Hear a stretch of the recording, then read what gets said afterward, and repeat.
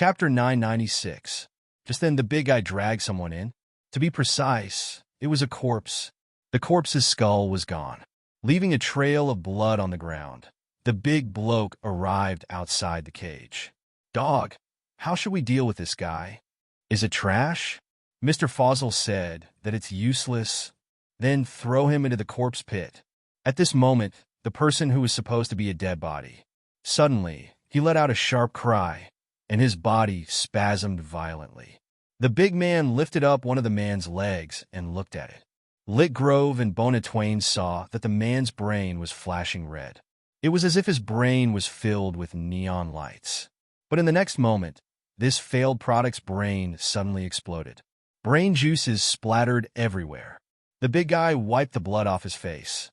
Rittergrove and Bonatwain were both shocked. It was very likely that they would be like this person, subjected to strange experiments, and then their brains would also explode. Dog looked at Rittergrove and Bonatwain. "What kind of experiment are you doing?" Professor Fowles invented a neuron drug that can greatly develop the brain, improve the brain's operating ability, and improve intelligence. However, the side effects are also very obvious, and the failure rate is very high, Dog said. "Will also be used for this kind of experiment?" Little Grove asked. "That's right. You guys will also be sent to be test subjects." Both of them were pale with fright.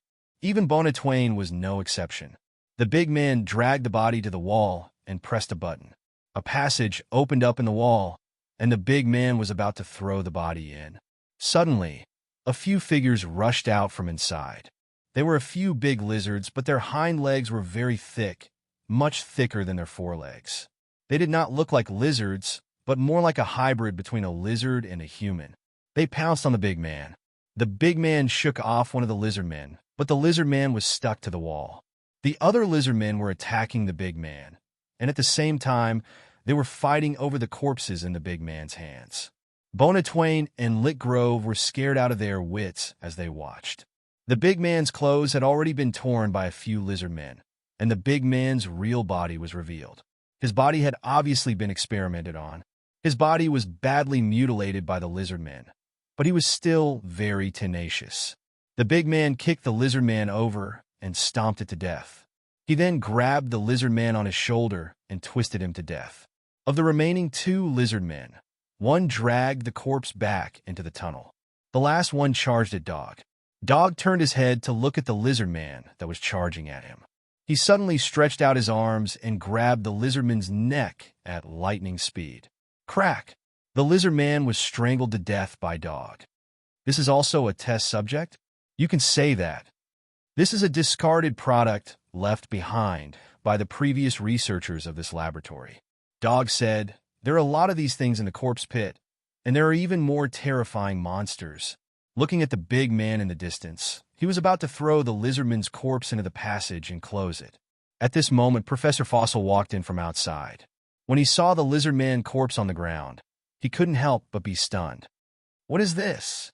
"Mr. Foss, this is an experiment left behind by the previous owner of this lab." "Oh, this isn't a human, is it?" Professor Foss picked up the lizardman's corpse and began to examine its joints, the muscle tissue and bone structure at night. "This isn't an experimental mutation. It looks like an evolved species. Is there still such a thing?" "There are more, but the exact number is unknown," Dog said. "Then go down and get some," Foss said in a commanding tone. "Mr. Foss, it's too dangerous down there. This lizard man isn't the only monster down there. There are even more terrifying monsters," Dog said. "I don't care. The boss sent me here to absolutely obey my orders," Foss said matter-of-factly. Dog's expression was a little ugly. He narrowed his eyes and looked at Foss. "This is not on our list of tasks. We are only responsible for helping you find the living and the dead, as well as the enemies who invaded here. Other tasks are not within our scope of business," Dog said. "If you refuse, then don't even think about getting my experimental data," Foss said forcefully. "This isn't a human, nor is it a species from the human world. This is a monster from hell." At that moment, Bonatwain, who was locked in the glass cage, spoke up. Foss turned to look at Bonatwain with a disdainful expression. "Have you read too many novels or comics? I'm serious. This is a monster from hell. It has a very strong, evil aura, Bona Twain said. Although I don't know why they're here. I'm sure that they don't belong to the human world. Speaking of which, they do have their own language. Professor Trevor once did research on these lizard men. He found that they have high intelligence and some social skills, Dog said. Where did Professor Trevor get these lizard men? He made a deal with a cult. As for the true origin of the lizard men, we don't know either. Can you still contact that cult? Foss asked. We can't. You guys may not be able to deal with these things, but I can, Bona Twain said. You can? You can't even beat me. How can you deal with these things? That's the difference between us. You're a scientist, and I'm a witch, Bona Twain said. Bona Twain said, there are some people or things in this world that you can't understand. You say you're a witch. Why should I believe you? Lit Grove didn't understand why Bona Twain would voluntarily reveal her identity. Wasn't it more dangerous for her to reveal her identity like this? Bona Twain obviously had her own plans. At that moment, Bona Twain grabbed her right wrist with her left hand. Then, everyone saw a frame outside the bulletproof glass float up. Dog and Foss were both surprised. Special ability? What's going on? What ability is this? When Foss looked at Bona Twain, there was a fanatical look in his eyes. Now you believe me, right? I'm a witch. Since you're a witch, can you come out by yourself? Chapter 997. Chun, your student is missing. Wright dialed Chun Zhao's number. When Chun Zhao received Wright's call, his first thought was that Lit Grove had gone somewhere else. Thinking about Lit Grove's personality, it was also possible. He participated in the spring camping trip. 6 people went missing with him, Wright said. The police are already investigating. The Forest Park search team is also doing a carpet search. Could it be that he went somewhere else with his classmates? Chun Zhao asked suspiciously. No, he did go to Sandra National Park, Wright said. We can see from the surveillance cameras on the bus he took. Besides, it's not just the students who went missing. The security director, Nicholas, is also missing. According to the police, 4 other tourists went missing in the forest, and when they found their campsites, their luggage and tools were all intact. We also found traces of a struggle and blood at one of the campsites. Chun Zhao frowned. I have a friend in the police. I'll help you ask around. Chun Zhao then called David. David wasn't in charge of the case, nor was it in his jurisdiction. However, the LAPD's files were shared, so David could still find some information. David, did you get the information? I just received a message from Sandra National Park. The search team also went missing during the search. The search team also went missing. The fog in the forest is too thick. They might have gotten separated. It's only been 2 or 3 hours. We can't be sure if they got lost or ran into danger, David said. Are you going to interfere with this case? One of my students also went missing, Chun Zhao said. I hope he's already been killed. That's not an answer a teacher should give, David said. David said, also, the fact that you called me and asked about this case shows that you still care about your students. You seem to be mistaken. I'm only calling because I'm a teacher. It's not because I care about him. Just then another call came in. After saying goodbye to David, Chun Zhao picked up the second call. Mr. Leon, what's up? Mr. Chun, there's a case of many people going missing in Sandra National Park. Your association should pay attention. Chun Zhao raised an eyebrow. Is this a supernatural case? Sandra National Park operated for 20 years, but it suddenly closed 3 years ago. It only reopened recently. 3 years ago, there were a total of 35 disappearances in Sandra National Park. Until now, no one has found the missing people. The police couldn't find her at all? I can't find it. The search team has also gone missing many times during the search, so I suspect that this is a supernatural incident. Got it? I'll pay attention to this matter. Then, Chun Zhao hung up and went to the headquarters. Along the way, Chun Zhao asked Wes to gather everyone. After arriving at the association, everyone gathered in the conference hall. There's a missing person case in Sandra National Park. We can't be sure if it's a supernatural event right now. Everyone, prepare yourselves and bring search equipment. We'll head to the location and investigate. Chun Zhao looked at Klaus and the others. You guys join in too? Yes, guild leader. Your weapons and equipment are of the highest level. Chen Zhao said. After all, Klaus and the others were normal people, so it was difficult for them to fight against supernatural powers. However, they were mercenaries, so they should be better at finding people. Guild leader, what about us? Pan asked. Of course you're going. Or, do you not want to go? No, of course we want to go, Pan quickly said. Also, my beast form can make my sense of smell even sharper. When searching in the wild, the smell will disperse easily, Klaus said, unconvinced. Smell might not be able to find the target faster. How about we compete? Pan was also eager to show off. After all, as temporary members of the association, they were under a lot of pressure. In terms of internal members' attitudes, they were even worse than Klaus and the others. After all, Klaus and the others had joined the supernatural organization of their own accord. The three of them, on the other hand, had been forced to join the organization. So, they really needed a sense of approval now. Chun, you're not going? I'll go too, Chen Zhao said. Split into 3 teams, but don't be too scattered. It's very foggy there, so we might encounter danger. I'll go alone. No one had any objections to this arrangement. It was reasonable for Chen Zhao to go alone. Whoever stayed with Chen Zhao would become a burden instead. Padalu and I made some communication equipment for you, Jalik said. You can communicate even when normal equipment is disrupted. Okay, bring the equipment. Let's go. What do you need? First, I need to know the environment of the corpse pit, Bonatwain said. Professor Fersil looked at Dog. Do you have a map of the area below? No, this laboratory was built very early on, and it was an underground laboratory in the early days. Later, the underground laboratory was abandoned, and another laboratory was built above it, which is the building we are standing on now. Later, after Professor Trek took over the laboratory, he reserved the entrance and threw the failed products into it, letting them fend for themselves inside. How big is it down there? More than 10 times the area of the building above, Dog said. So big? Why didn't he just destroy the monsters? Because Professor Treko conducted an experiment on species self-adaptation. He felt that the failed products didn't completely fail. Maybe in a special environment, they can improve themselves. How many failed products are down there? Many.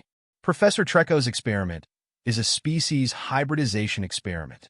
In other words, humans and beasts interbreed. But if he wants to build a complete ecosystem, he needs a large enough area and a natural circulation system. Just having living things isn't enough, right? Chapter 998. What is this God's flesh and blood? Professor Forzel was also interested in it. I don't know. It was sold to Professor Treko by a secret organization, Dog said. This God's flesh and blood can grow on its own if planted in the soil. It can also grow in the water. If thrown on the ground, it will also grow on its own. This thing is down there? When Professor Treko was here, an accident happened in the laboratory. An experimental body attacked Professor Treko and stole the God's flesh and blood. Then it escaped into the corpse pit. Professor Treko died soon after. Bring this thing out for me. Professor Forzel looked at Bonatwain. I need to rest first. I'm not in a good state right now. What Bonatwain needed the most now was time. She did not think that she would be able to come out alive after entering the dangerous corpse pit. Both of us need it, Bonatwain said. You have to change rooms for us? Dog, bring the 2 of them to another room. Also, keep an eye on them.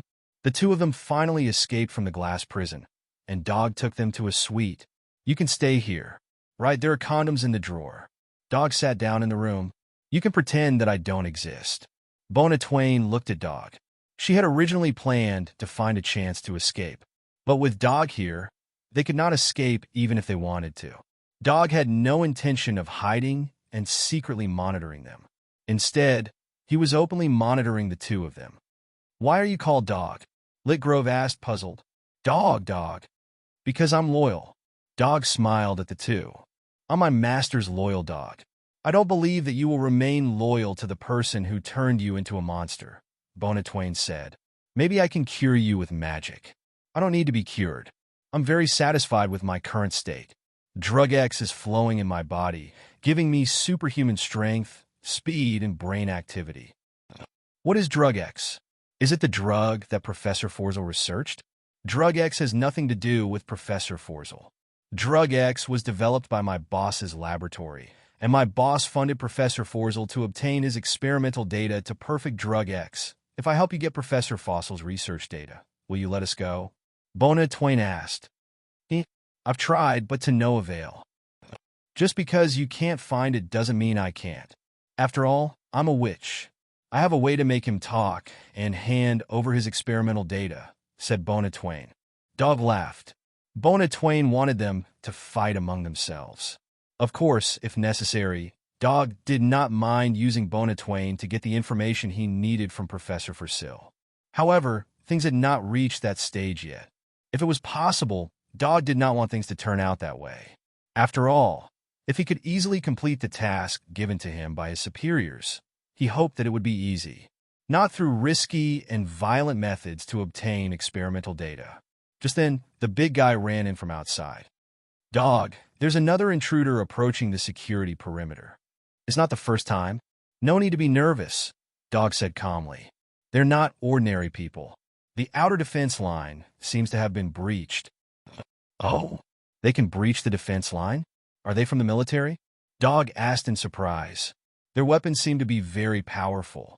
The things we've set up outside can't stop them. DDD. The big guy picked up a tablet. There seems to be more than one group. There are people approaching from the left and right. Go and kill them all, Dog said indifferently. Okay. The big guy turned around and left. Klaus and his team formed a team with Gaia. Gaia was the strongest, so she would lead Klaus and his team. Plus, Gaia was also a veteran, so she was more familiar with the Lightning Squad's movements. The two sides complemented each other better. Slow down. Don't rush, Gaia said. I don't want Payne's team to beat us to it. He could feel the competitive relationship between Payne and the Lightning Squad. Of course, the Lightning Squad was also competitive with Payne, Eric, and Heleth. They were good at different fields, but they were all eager to be recognized. The recognition of the members of the association and Chun Zhao. That won't do, Gaia. You don't want Payne's team or West's team to beat you to it, right? Klaus said. Plus, the president is acting alone. If he finds it first, we won't get anything. Gaia thought about it and agreed. If Chun Zhao took action, they really wouldn't get anything. Just then, Gaia's feet sank. A hand reached out from the soft soil and grabbed her calf. Gaia lifted her foot, and a rotten corpse was pulled out from the soil. Bang! No need to thank me. Klaus blew the smoke off his gun. There are a lot of things hidden below. Be careful. Gaia looked ahead. A large area was made of the same soil. No one knew how many moving corpses were hidden below. Klaus took out a box and tossed it forward. Liquid spewed out of the box. The next moment, the box burst into flames, and so did the liquid. The corpses hiding underground all crawled up. They didn't feel pain, but because of the temperature difference. The flames made them feel the temperature difference. The corpses wobbled toward the group. However, the corpses didn't pose much of a threat to them. A team member held a submachine gun. After a series of shots, the corpses all fell to the ground. Other than disgusting people, what else can these things do? Of course not, Gaia said. They're mainly used to defend against normal people. If they step here and get pulled into the soft soil, they'll probably die. Suddenly, a figure descended from the sky and landed before them. Klaus and the others reacted instantly and pointed their guns at the person. However, the person flashed again and disappeared into the mist. Klaus felt a whistling sound coming from behind. Oh no, he cried in his heart. Before he could react, he heard another clang. Turning around, he saw Gaia holding her sword horizontally, blocking the fatal attack for him. Chapter 999. The big guy looked at Gaia in surprise. Then, the big guy swung his fist at Gaia. Whoosh! The big guy's arm flew into the air. Gaia's great sword didn't stop. The blade slashed at the big guy's neck. The big guy instinctively lowered his head, but a piece of his scalp was still sliced off. The big guy staggered back a few steps and touched the blood on his scalp. His eyes were filled with horror. Then the big guy turned and ran. He had no choice but to run. Gaia was really too fierce. Just one move almost took his life. He runs really fast. The big guy covered his arm and ran away frantically. But after a few steps, he realized that there were still people in front of him. It was obvious that these people were a family that came here to play. The big guy dashed towards a few of them. The enemy is here. Seeing the big guy charging over aggressively, West immediately released his slow field. The big guy realized that his body had become sluggish. Then a young man charged at him. The big guy raised his fist and smashed it on the young man's head. The young man's head exploded with a bang. But the next moment, his body also exploded violently. The big guy was less than 50 centimeters away from the center of the explosion. The violent explosion sent him flying. However, his body was simply too tough. Even in the face of such an impact, it still couldn't kill him. The big guy ran away again. These people were too crazy. A kid actually self-destructed. The big guy ran back to the lab. He was already heavily injured. Dog was chatting with Lit Grove and Bona Twain when the big guy barged in. However, the big guy was already very weak. He fell to the ground as soon as he entered the room. Dog was also shocked when he saw the big guy. Belle, what's wrong with you? One was a dog, the other was a bear. But looking at the big guy's size, he looked like a bear. There's a group of ruthless people outside. Let's go. It'll be too late if we don't leave now. With that, Belle spat out a mouthful of blood. Dog looked at Belle on the ground, his eyes flickering. Belle's injuries were too serious. His head drooped. No one knew if he was unconscious or dead. Your friend is injured. Aren't you going to help him? Lit Grove and Bona Twain couldn't help but say when they saw that Dog was indifferent. At this moment, Professor Fossil hurried in from outside. Our line of defense has been breached. Didn't you say that no one could enter this laboratory? How did this happen? What I'm saying is, if it's just the rescue team or the police, it's impossible for them to make it here alive. Dog said, but if it's the military, then there's nothing we can do. After all, we can't fight against the military. The surveillance shows that they are not from the military. They seem to have special abilities. Special ability? Just like her, Fossil said, pointing at Bona Twain. Dog looked at Bona Twain. What do you know? Or do you know them? I don't know. I don't know anyone in L.A. I've only been in L.A. for less than 10 days, Bona Twain explained. However, from what Professor Fossil said, it seemed that this person wasn't an ordinary person. It was very likely that he was a spiritualist like her, and not an ordinary one at that. This raised hope in Bona Twain's heart. Professor Fossil, it's not safe to stay here for long. Pack your things, and let's leave here first. Then we'll find you a laboratory to continue your research. But Fossil quite liked this place, and there was something special in the corpse pit. If he gave up here, then he would miss the thing in the corpse pit. If you're caught by those people, you won't be able to continue your research, Dog advised. Okay then, Professor Fossil replied reluctantly. Wait. Do what? Open the passage to the corpse pit. Dog was impressed by Professor Fossil's idea. Help me. Belle, who was on the ground, said weakly. Professor Fossil looked at Belle and then at Dog. Are you going to save him? Dog shook his head. He's just a burden now. Professor Fossil dragged Belle's body out and returned to the room a few minutes later. Did you get rid of him? Dog asked. I threw him into the corpse pit. Can we go now? What about the two of them? Dog pointed at Lit Grove and Bona Twain. Bring them, Fossil said. They're still valuable. If we encounter those people, we can use them as hostages. Also, this girl is very special.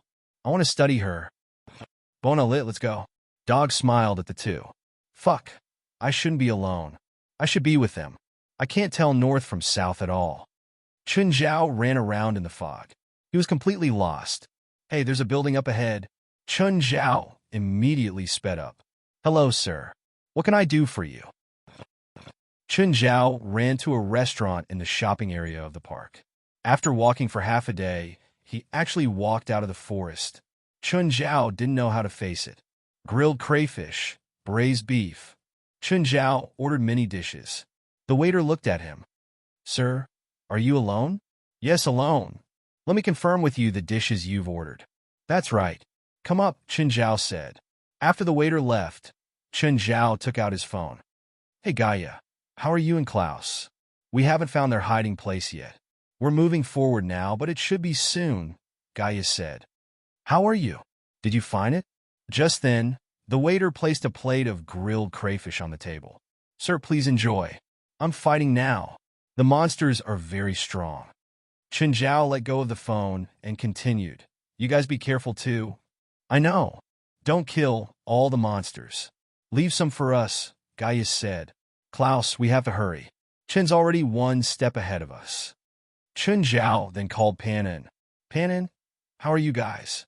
President, we were attacked by monsters. Are there any casualties?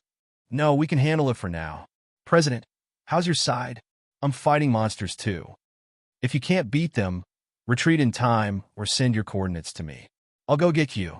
Guild leader, we are capable of defeating these demonic creatures, Pan In said resolutely. Chapter 1000. We have to work hard too, Pan In said. Although we're not as strong as the president, we can't be too far behind. I can feel the aura of death in that direction. Helis pointed to the left and said. Just then a few figures ran over from the fog ahead. They were Foss, Dog, Lit Grove, and Bona Twain. Bona Twain's eyes lit up. The people coming towards them all had a magical aura on them. But Professor Foss and Dog didn't feel it. Dog, go and finish them. Hell hand. Harold stood where she was. A big purple hand suddenly reached out from the ground under Dog's feet and grabbed half of Dog's body. Pan In and Eric also transformed at the same time.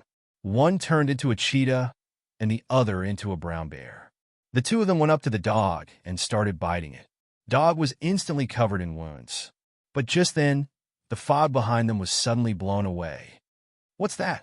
A cloud of black fog whizzed over from behind and sent Pan In and Eric flying. Pan In suddenly turned into an eagle in the air, grabbed Eric, and landed smoothly. Dog and Professor Foss looked at Pan In and the others, then at the black fog. They didn't know where the black fog came from, but the black fog seemed to be aggressive. It actually attacked the two people who could turn into animals. This is the fog of death, Harold said. It attacks all living things. Harold took a few steps forward and stretched out her hand. Magic filled her palms. Feel my death. You're no longer a rootless mayfly. Let us merge into one. The death mist began to approach Helis. It could feel the magic power on Helis' body and the death on her body. Let's go.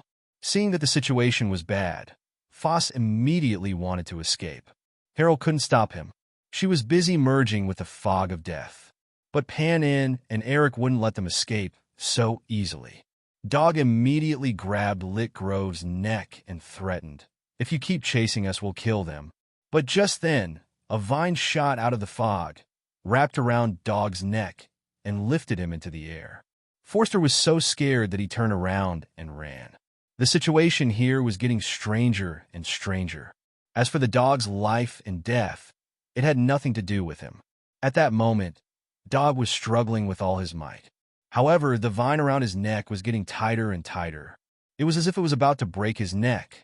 Mord walked out of the fog. The vine was under his control.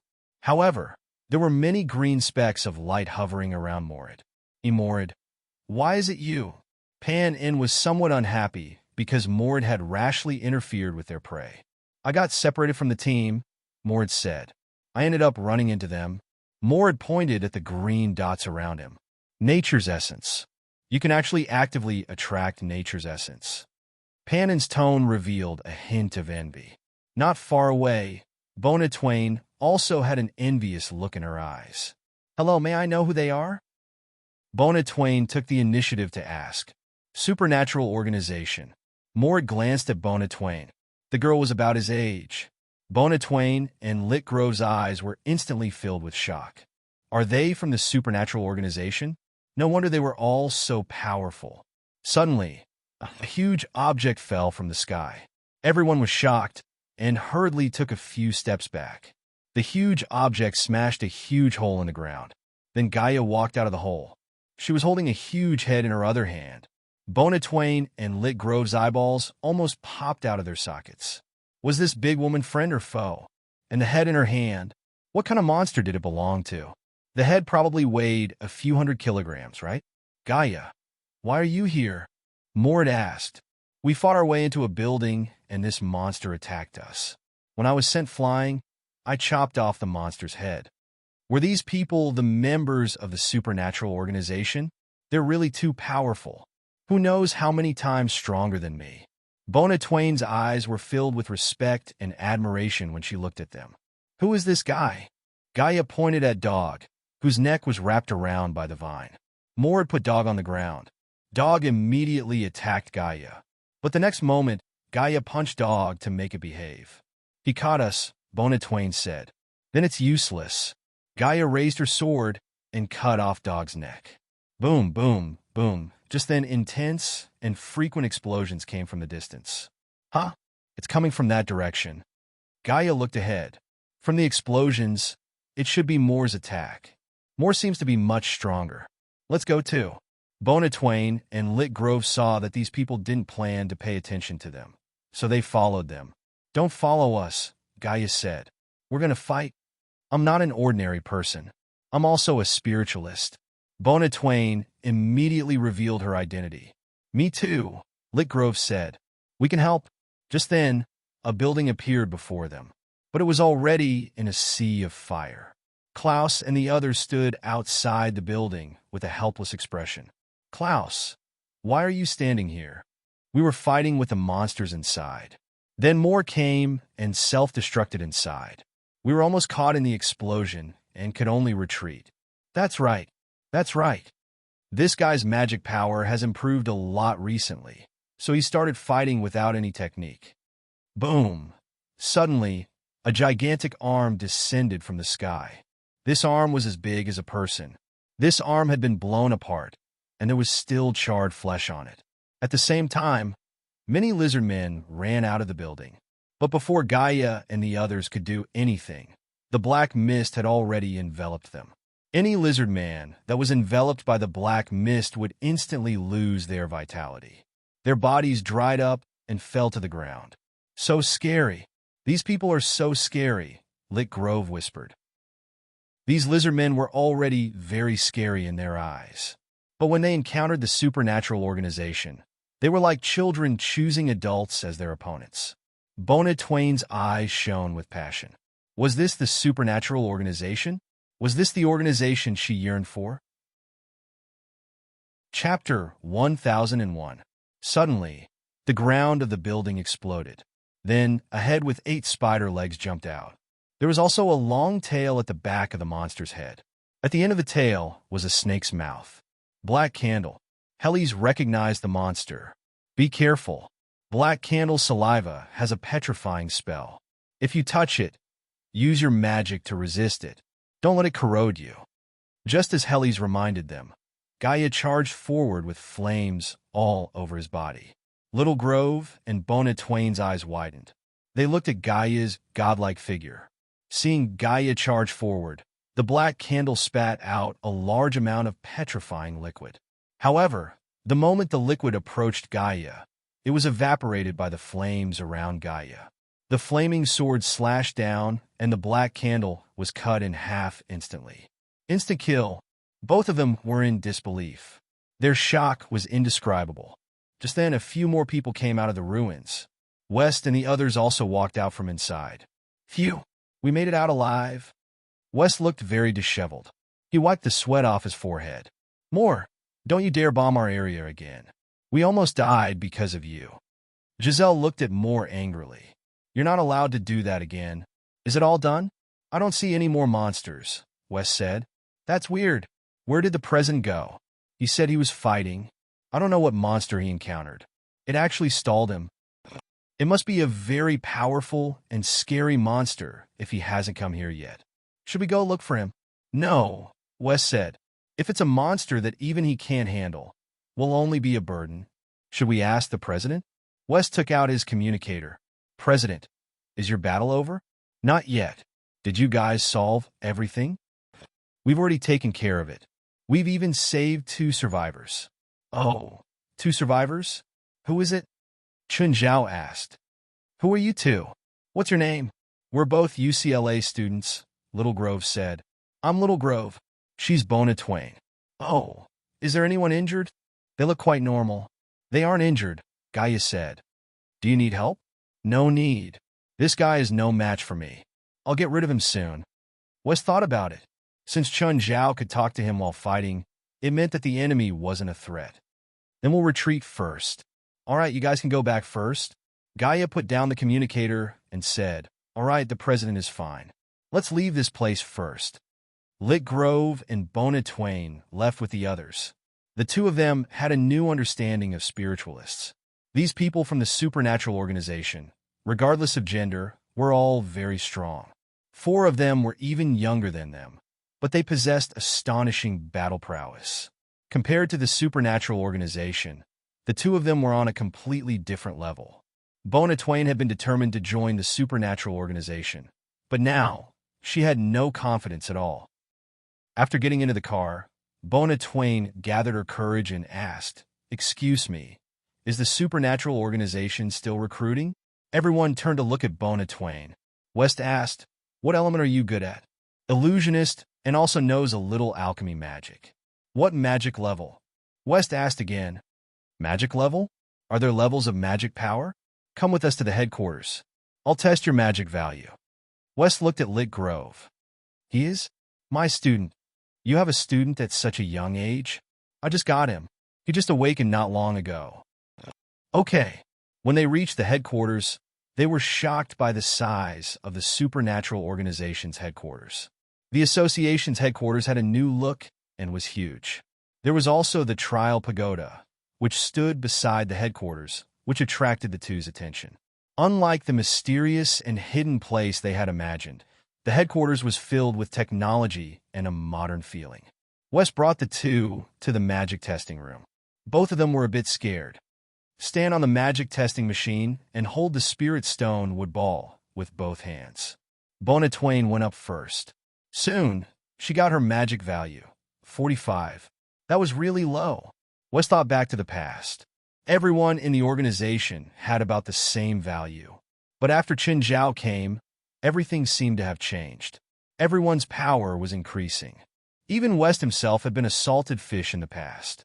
But now, his magic value had exceeded 200. A powerful leader could clearly make his subordinates stronger too. There might be strong and weak talents, but hard work was equally important. For example, Jalanash had always thought that she was a magic genius. She was one of the more outstanding ones in the supernatural organization. But after confirming the difference between them, she started to catch up. Although the gap between them had not shrunk, Jalanash's strength had truly improved. Then Lit Grove also went up. His score was even higher, 15. "Sir, is our value high or low?" "Low, very low." "How far from the standard?" Bona Twain asked. Wes stood on the magic testing machine himself. It showed the number 209. Bona Twain's expression darkened. She didn't expect her magic value to be 5 times lower than a wizard's. "So I'm so far away. How about this? You two can be temporary members of the organization. Of course, you won't get any salary or benefits, but you have to participate in some of the organization's activities. If your magic value exceeds 100, you can become an official member," Wes said. "Also, as members of the association, you will receive a ring that represents your identity," Wes said. "What ring?" "This." Wes took out 2 gray rings. "Your magic value is level E now. This ring is your magic level. If you go higher, you'll be level D. It's a blue ring. Look at my silver ring. It's level C. The highest is level A."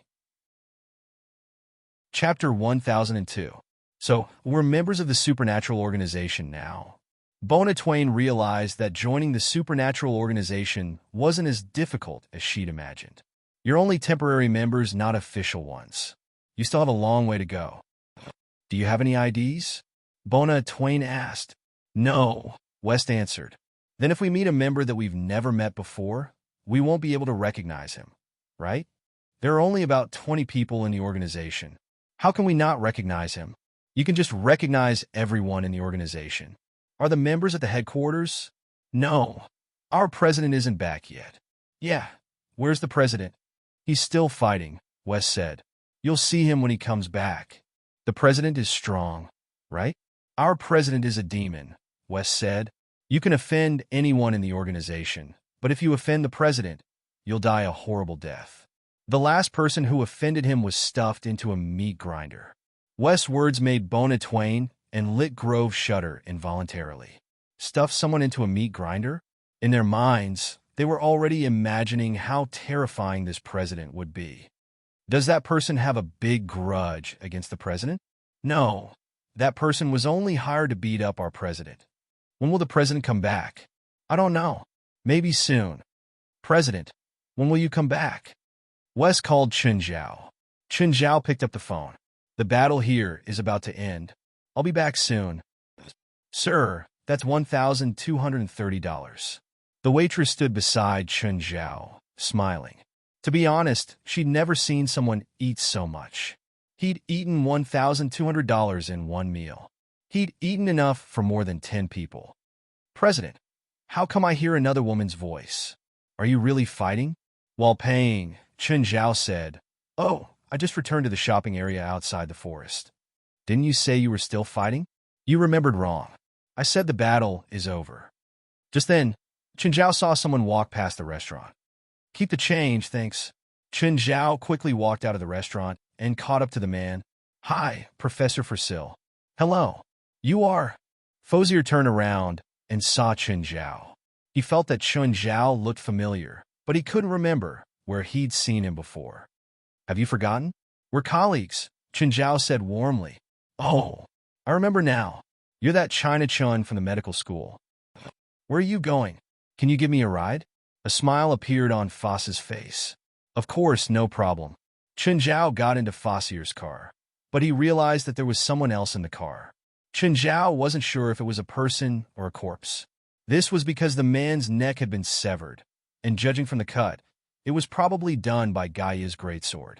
However, the flesh on the neck was wriggling around the incision, as if it was sticking together on its own. He's badly hurt. Should we take him to the hospital? Chun Zhao asked. I was going to take him to the hospital.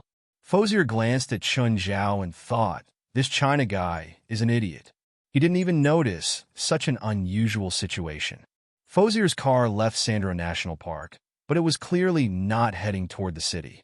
Professor Fosier, I don't think we're going back to the city. Where are we going? I'm taking you to a good place. But I want to go back. You'll miss home even more later. Fosier picked up his gun and pointed it at Chun Zhao as he drove. Professor Fosier, let's talk. Don't shoot. I won't go back. Chun Zhao looked at the professor helplessly. Just then, Dog, who was lying in the back seat, woke up. The first thing Dog did was to touch his neck and move it around. It feels good to be alive. Dog exhaled. Who is he? An idiot who walked into a trap, Professor Fosier said. I think I'm involved in something. If I tell you now that I can pretend that nothing happened and I didn't see anything, will you let me go? Do you think that's possible? Chun Zhao took out his wallet. Here's my cash and credit cards. Take whatever you want. Don't hurt me, okay? Professor Forsyth and Dog both smiled meaningfully. Just then, Chun Zhao's phone rang. Pick it up, but you better think carefully.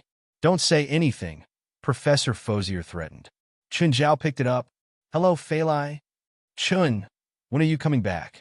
I might be late tonight. What's up? Would you believe me if I told you that I've been kidnapped? Just then, Professor Fosier pointed the gun at Chun Zhao's head, a warning in his eyes. Fei Lai laughed as if she'd heard the funniest joke in the world. Darling, are you kidding me? I'm serious. Put it on speakerphone. Mr. Kidnapper, you've kidnapped Chun. Please treat him gently. Chun has a bad temper, so don't point a gun at him. He hates it the most. Also, you have to prepare enough dinner. Chun doesn't like to go hungry, and he eats a lot. Chun Zhao turned on the speaker as Fei Lai said, Mr. Kidnapper, you kidnapped Chun. Please treat him gently. Madam, I'll take good care of your man. Even Fosier couldn't tell if the woman was joking or serious. Okay, good luck. Goodbye, Fei Lai said. Chun, come back soon. I don't like sleeping alone. I'll try my best. After hanging up, Chun Zhao turned around and asked, How far are we from our destination?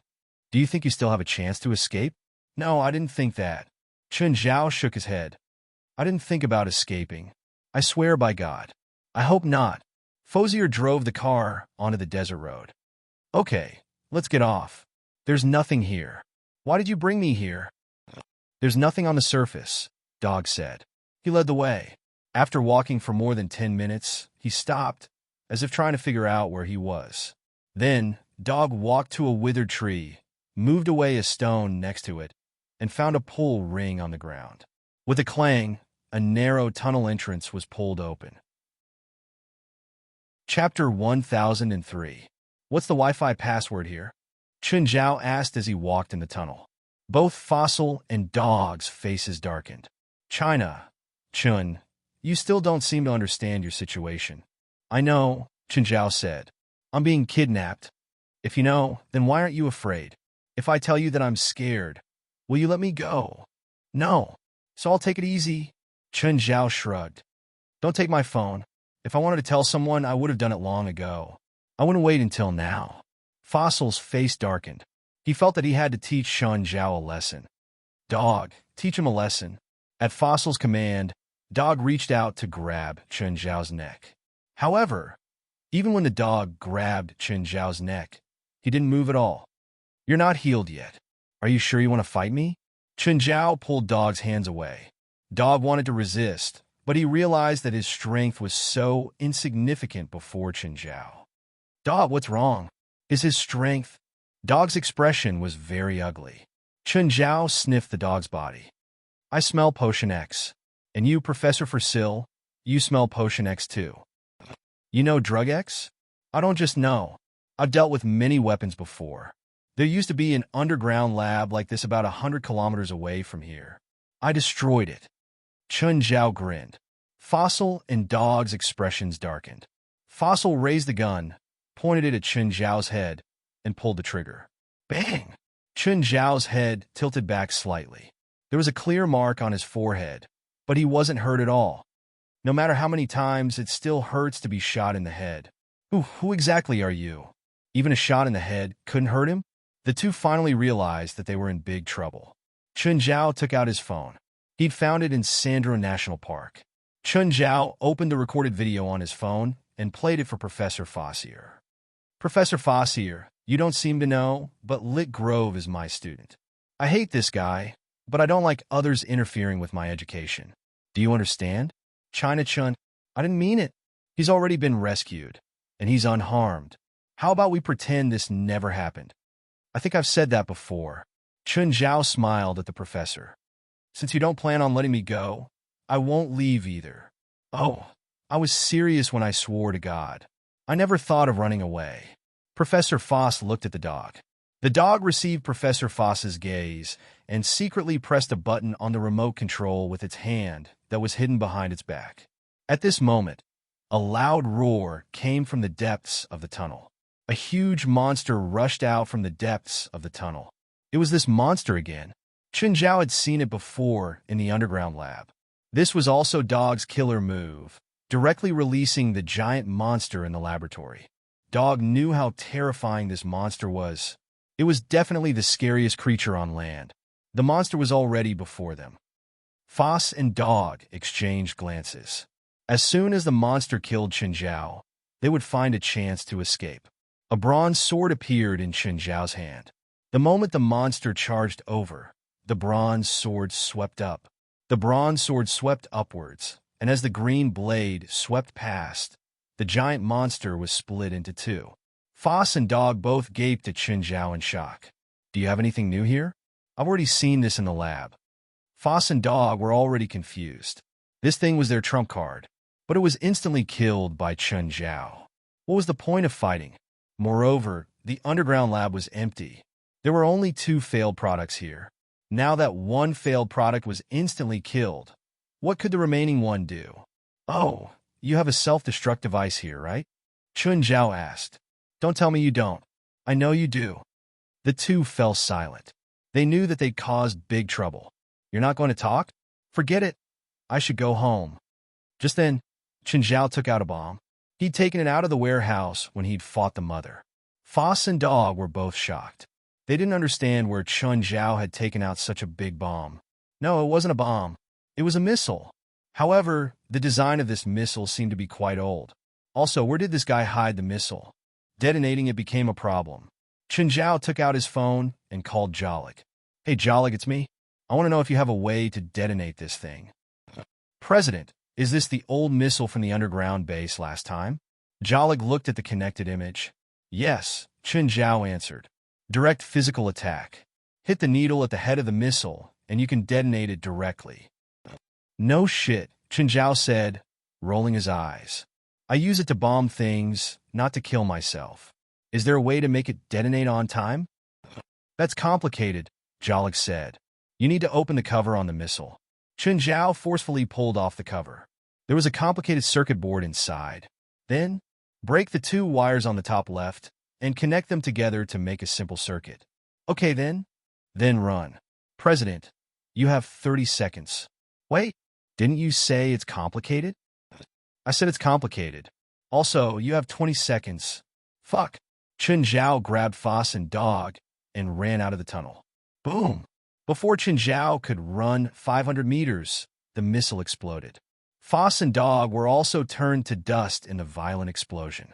Chen Zhao had wanted to keep 2 of them alive, but it was to no avail. Both of them had been strengthened by Agent X, but they still couldn't withstand such a terrifying explosion. Moreover, they weren't in an open space but a tunnel.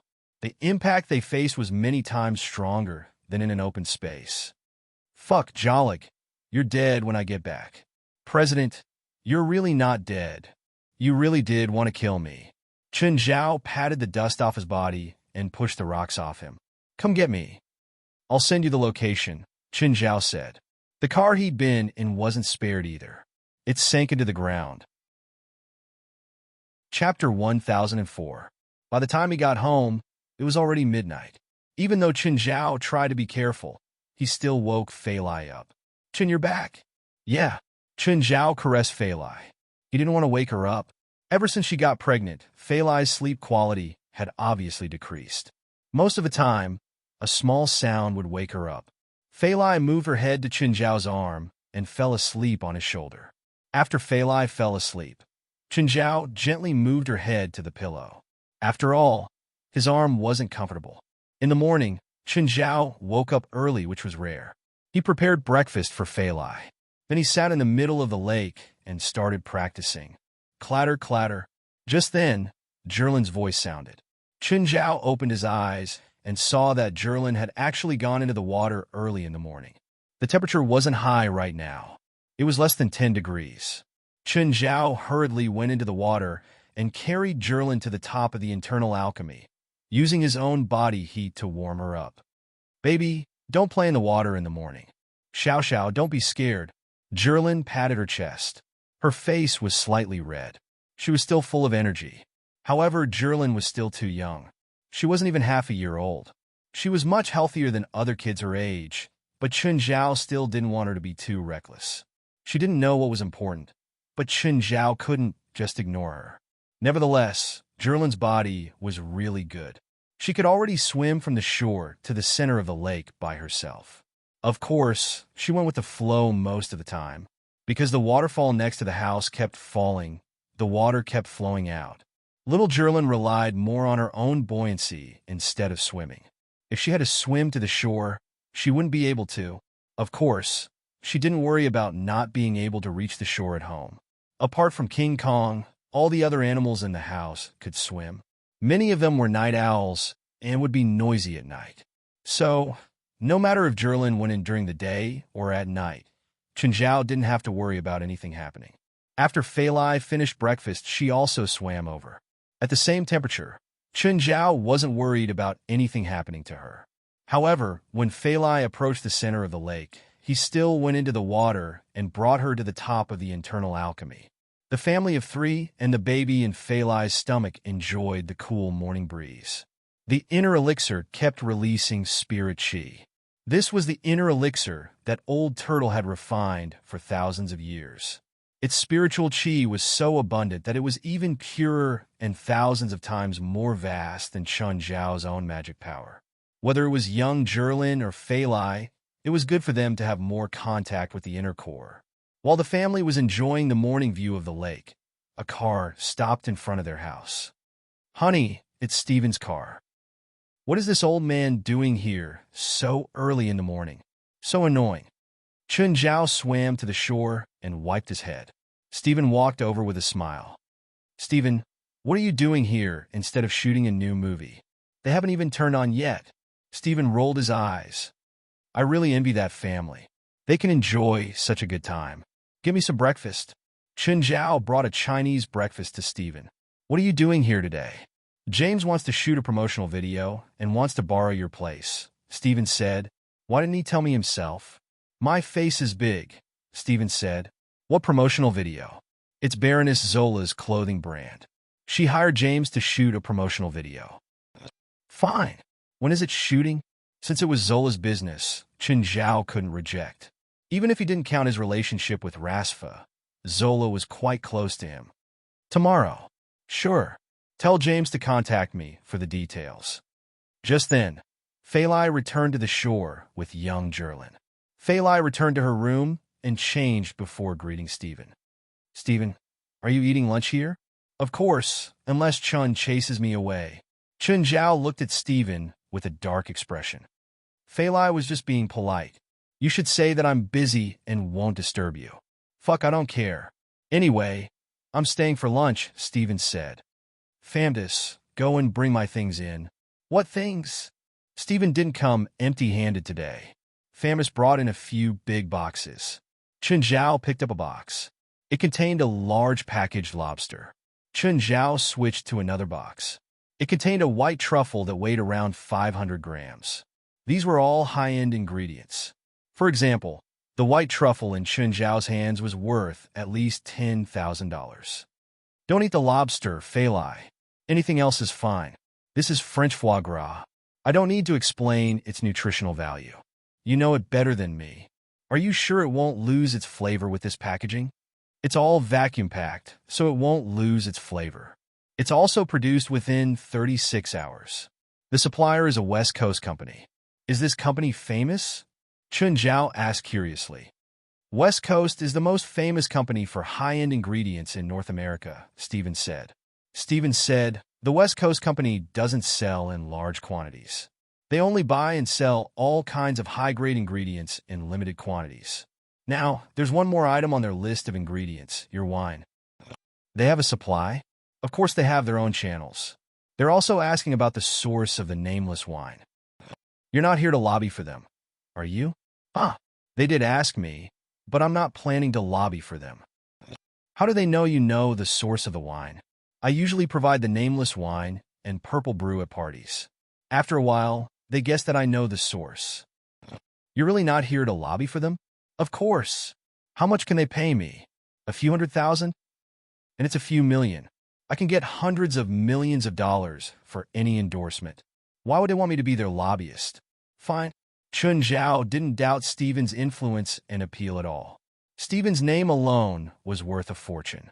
As far as Chun Zhao knew, Stephen's endorsement fee for a top-tier luxury car was $120 million for 3 years. That luxury car brand had to provide Stephen with 3 luxury cars of that brand every year, all of which were worth millions or even tens of millions of dollars. Stephen just didn't take many endorsements. He only took this one.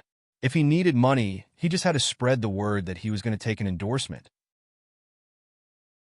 Chapter 1005. After lunch, Stephen took his leave. Chun Zhao also received a call. It was from Kashiri. Hello, Mr. Chun. Is your student still coming to work?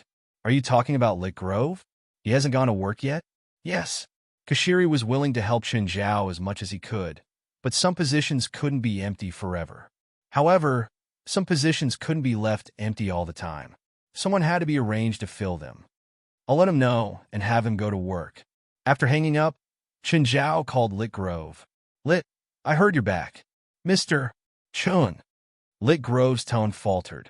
Then he revealed a hint of arrogance. What's up? Have you forgotten your job? Hearing that, Little Grove was infuriated. Mr. Chun, I'll repeat myself. I won't be a Moor guard anymore. Not now and not in the future. Are you sure? I'm not afraid of you, Lit Grove said. Fine. I hope you won't regret it. Chun Zhao hung up. Actually, Lit Grove was a bit flustered at the moment. After all, Chen Zhao had something on him. After some thought, Lit Grove decided to talk to Bona Twain first. Ms. Bona. Yes? I've told you before about the university teacher. He's coming to find trouble with me again. Do you have any ideas? Where is he now? Bona Twain asked. Ms. Bona, what do you plan to do? Teach him a lesson, of course, so that he won't dare to cause trouble for you again. He's very good at fighting. Don't forget that we're spiritualists, Bona Twain said. We also have the supernatural organization behind us. But he still has something on me. It's fine. I'll put a curse on him, and he won't dare to cause trouble for you again. Fine. What should I do? Ask him out for a meeting. Leave the rest to me, Mr. Chun. I want to meet with you. Meet with me? Meet with what? Didn't you say you weren't going to obey my orders? I don't think we have anything to talk about. I just want to talk to you about this. Chen Zhao didn't know what Lit Grove was planning. Was he going to find a few more people to beat him up? He shouldn't be that stupid, right? After all, he had already been cheated once because of this. Chen Zhao didn't believe that he would be stupid enough to screw himself over a second time. Where do you want to talk? You choose the place. Then let's do it at Shallow Water Park, Chen Zhao said calmly. Chen Zhao also wanted to see what Lit Grove was planning. If he really wanted to do something stupid again, it would be easier for him to make a move. There were not many people in Shallow Water Beach Park, so it was convenient for him to do it himself. Sure, Shallow Water Beach Park, Lit Grove agreed readily. Ritter Grove secretly rejoiced. He'd been worried that Chen Zhao would find a crowded place and not fight in front of everyone. He didn't expect Chen Zhao to choose such a remote place. In the afternoon, Chen Zhao drove to Shallow Water Park. America's infrastructure was very complete. For example, there were more than 100 open parks in Los Angeles alone. As a result, most parks were uninhabited. People would only go to a few well-known parks. Shallow Water Beach Park was a remote place with few people coming and going. When Chen Zhao arrived at Shallow Water Park, he saw a few hoodlums in the distance. Ignoring them, Chen Zhao found a place to sit down. However, just because Chen Zhao ignored them didn't mean that they would ignore him. Chen Zhao hadn't even warmed up when the gangsters came to him. Hey, Yellow Monkey, do you know where this is? Chen Zhao lifted his eyelids and looked at the gangsters before him. Shallow Water Park? Of course. I'm telling you that this is Crocodile Gang's territory. Secluded parks would generally become a gathering place for hooligans and scoundrels. This also caused some tourists who'd planned to come here to relax to not come anymore. It could be said that these secluded parks were the hotbeds of gangs. They would often do some illegal transactions here. Some might even commit some vicious crimes. For example, right now, they had their eyes on Chen Zhao. Oh, Chen Zhao replied nonchalantly. Looks like I need to teach you manners. The gangsters were already rubbing their palms, wanting to teach Chen Zhao a memorable lesson. Just then, Lit Grove and Bona Twain came in from outside. What are you afraid of? What's there to be afraid of? Bona Twain looked at Lit Grove in annoyance. Bona Twain was very disdainful of Lit Grove's cowardice and hesitation. You should have the pride of a spiritualist. He's just a regular person. You might be able to beat him right now. I heard that guy crippled a professional boxer, Lit Grove said. Bona Twain froze. Then she said, Don't worry. We're spiritualists. We don't rely on our fists. At this moment, the two of them stopped in their tracks. They saw a few people in front. There, Lit Grove saw Chen Zhao surrounded by a few hoodlums. Huh, looks like someone's already one step ahead of us. I hope those gangsters can teach that guy a lesson. Bona Twain had the mentality of watching a show and did not mind if things got out of hand. If those gangsters could teach Chen Zhao a lesson, then they wouldn't have to do anything.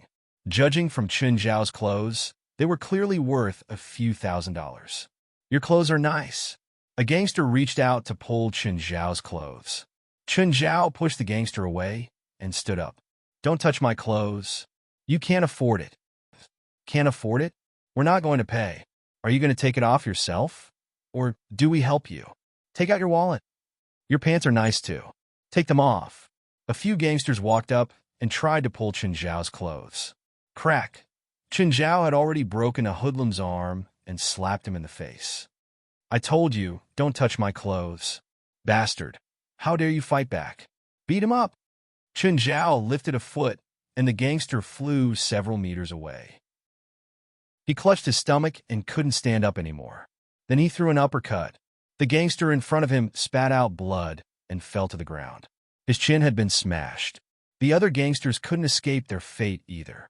With a left punch and a right kick, more than 10 gangsters were all beaten to the ground by Chen Zhao. Crack! Chen Zhao stepped on the leg of a gangster beside him. Accompanied by the gangster's pain cries, the scene became chaotic. Chapter 1006. You don't want to, right? Ah, screams filled the air. Not far away, Lit Grove and Bona Twain gulped. Is that guy really a university professor? Why do I feel like he's even more brutal than those gangs? Can you handle him? No problem. Bona Twain couldn't back down now either. The gangsters in front had all been stripped by Chen Zhao. Take out all the money you have on you. I only have $10. You want to rob me with just $10? The gangsters wanted to cry, but had no tears. Why did they ask for trouble? They were beaten up badly and stripped naked. In the end, even their money was stolen. Let's go up, Bona Twain said. Lit Grove plucked up his courage and followed Bona Twain forward. Seeing the two, Chen Zhao glanced at Bona Twain. Is she your girlfriend? Why did you bring her here? I'm not his girlfriend. I'm his teacher. Chen Zhao studied Bona Twain. Did you graduate from university? Why do I feel like you're younger than him? Cut the crap. He and I are here to lay our cards on the table. You know about him? Chen Zhao asked. I know, Bona Twain said. His business is my business now. Oh, so you're saying that you're going to look at the morgue in his place? Who said that? I'm not going to look at the morgue. He won't either. Everyone has to be responsible for their own actions, just like those gangsters, Chen Zhao said indifferently. If you keep bothering Lit, I won't go easy on you. Oh, how will you go easy on me? Bona Twain chanted a spell silently. Weaken. A beam of light shot toward Chen Zhao, but it disappeared when it landed on Chen Zhao. Chen Zhao suddenly grabbed Bona Twain's neck and lifted her into the air. So you're a little witch. An evil smile appeared on Chen Zhao's face. No wonder you're so brave. Bona Twain's neck was grabbed by Chen Zhao. She waved her hands to grab Chen Zhao's arm, but nothing happened. Her magic did not work. Let go of her. Seeing how cruel Chen Zhao was, Lit Grove immediately went up to kick him. Chen Zhao lifted his leg and kicked Lit Grove's stomach. Ritter Grove flew out and crashed heavily into the tree behind him. Light Grove kept vomiting blood from his mouth. Chen Zhao casually tossed Bona Twain onto the ground. Bona Twain was panting heavily. She felt like she was about to suffocate. Chen Zhao squatted before Bona Twain. Little witch, you're so weak, but you dared to provoke others. Aren't you too daring? Chen Zhao saw the wallet fall out of Bona Twain's pocket. He picked it up. There was a student card inside. Chen Zhao took it and looked at it. Bona Twain, so you're a freshman? A smile appeared on Chen Zhao's face. Since you came prepared, I can't disappoint you. I'll treat you in my own way. Bona Twain and Lit Grove were extremely afraid of Chen Zhao. This guy was too scary. They weren't on the same level at all. Chen Zhao tossed them into the trunk. They were terrified. They didn't know what they would face or how Chen Zhao would deal with them. What do we do now? What do we do? That guy will kill us, right? It's okay. Don't panic. We can ask HQ for help, Bona Twain said in the dark. She hurriedly took out her phone and called West. Hey, Bona, what's up? Mr. West, we've been kidnapped. Come and save us. Are you kidding? No, it's true. Lit and I have been kidnapped. We're locked in the trunk of a car. We don't know where they're taking us. Who's the guy? A university professor. He's so scary. He's Lit's teacher. He has a grudge against Lit, so I wanted to speak up for him, but he attacked us. You can't beat him? We can't. Come and save us. Bona Twain was only a little girl. She'd never experienced something like this. Wait, don't hang up. Wes called Jolig over. Jolig took the phone. Bona, don't panic. Send me your location. I'll track you.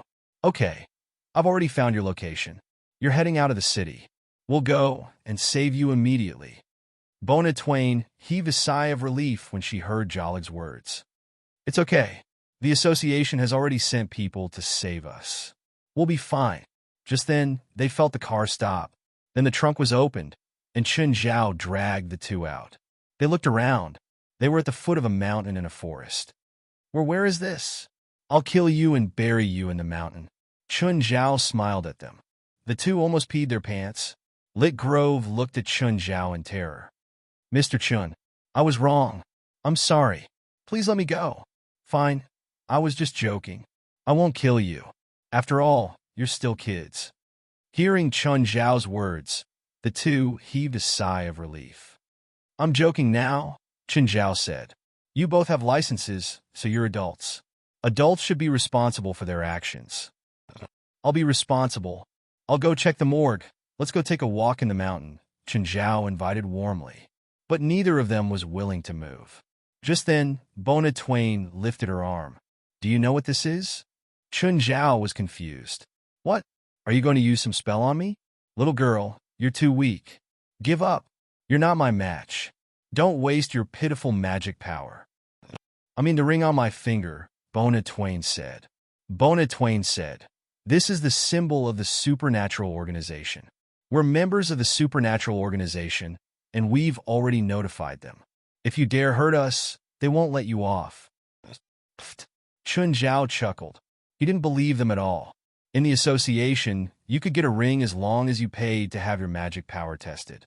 It wasn't strange at all. Plus, if they were members of the supernatural organization, how could he not know? Okay, stop talking. Let's go into the mountain. Just then, there was a whistle in the distance. A helicopter appeared above them. Chapter 1007. Is the person down there the president? West asked. Looks like maybe. Klaus couldn't be sure either. The atmosphere on the helicopter turned heavy. The helicopter landed slowly, and a group of people walked toward Chun Zhao. How is it? Scared now? Bona Twain looked at Chun Zhao proudly. Lit Grove was excited too. Seeing Klaus and the others fully armed, he felt like he'd found his support. Chun Zhao rubbed his nose and watched them run over. How did you know I was here? Wes glanced at Lit Grove and Bona Twain. President? Lit Grove and Bona Twain's expressions froze instantly. Before the pride and happiness could fade from their faces, they heard Wes's words and felt like they'd been struck by lightning. President? He's the president of the supernatural organization? At that moment, the two felt like the sky had collapsed. President, the two of them. Wes looked at the two ashen-faced men. One is my student, but on the first day we met, he found someone to beat me up. As for this girl, she's going to stand up for him. West and the others covered their heads. The two were asking for death. They could have offended anyone, but they had to offend Chun Zhao. At the moment, the two were completely dumbfounded. They'd only joined the supernatural organization 2 days ago. However, they had heard a lot of legends about this president. For example, narrow-mindedness, brutality, and terror. In the supernatural organization, the president was like a demon king. Every time they asked for information about the president that they had never met before, the members of the association all revealed a look of fear. Their eyes were filled with respect, and their tone was careful. Now, they finally confirmed that the scary guy before them was the president of the supernatural organization. President, I haven't had the time to tell you yet. The two of them just joined our association yesterday and are now our temporary members. Chun Zhao narrowed his eyes at the two. The two looked at Chun Zhao, trembling. They waited for Chun Zhao's judgment. Right now, they were panicking to the extreme. They'd thought that the people from the organization would save them. But after coming here, they realized that Chun Zhao was the real boss. Unknowingly, they had become Chun Zhao's subordinates. But they still provoked him. Come on, let's enter the mountain. Guild leader, should we leave now? West asked. They were fully armed. They had thought that there would be a big battle, so facing Chun Zhao like this was too awkward. If Chun Zhao was unhappy, they would be in trouble too. Before you came, you treated me as an enemy, right? No, absolutely not. Wes quickly waved his hands. That's good. Since you're here, let's go meet an old friend. President, I don't think there are any old friends in this mountain. Have you forgotten? Those crypt demons. Yeah. Are you guys unwilling to go? No, I'm definitely willing to go. West answered with a sad face. Let's go. We won't lose the helicopter if we leave it here, right? The group entered the mountains. Chun Zhao thought it was an outing, but the others weren't so free. Their hearts were heavy, and their footsteps were heavy. It was the same for Lit Grove and Bona Twain. They didn't even know where they were going. Mr. West, where are we going now? The entrance to hell. West glanced at the two, annoyed. Mr. West, Mr. Chun, President isn't going to kill us, right? I want to kill you too right now, West said, gritting his teeth. West, what exactly are those crypt demons? Klaus asked. A bunch of scary monsters, West said. But we'll be fine as long as we follow the president. Back then, he killed so many monsters that they were all scared. But I hope he won't feed them to the crypt demons. Hearing West's words, the two's legs turned to jelly. How are they compared to the monsters in the Tower of Trials? Klaus asked. They're stronger than the monsters on the first level, West said. And much stronger. What's the Tower of Trials? Bona Twain asked curiously. Why are you asking so many questions? You should think about how to make the president forgive you first. Will he kill us? If he wants to, he would have done it long ago. Do you think you can still stand here? Finally, they reached the entrance to the underground relic. President, are we really going in? After entering the relic, the atmosphere immediately became oppressive and heavy. President, I feel something in the darkness. Yeah, the crypt demons have already discovered us. They're watching us in the darkness. Will they attack us? No, Chun Zhao said. They recognized me. Everyone looked at Chun Zhao with a strange expression. At this moment, a figure appeared in the darkness and blocked their path. Hum, hum, hum. The crypt demon let out a squeak. Everyone was ready to fight. Chun Zhao walked toward the crypt demon indifferently. The demon was even more nervous than the people behind Chun Zhao. It took 2 steps back. Lit Grove and Bona Twain looked behind Chun Zhao. As expected of a demon king, such a monster actually retreated when it saw Chun Zhao. Hey, old friend, I remember you. I think I made that wound on your body. Old friend? They were clearly enemies, right? Chun Zhao didn't know how they communicated.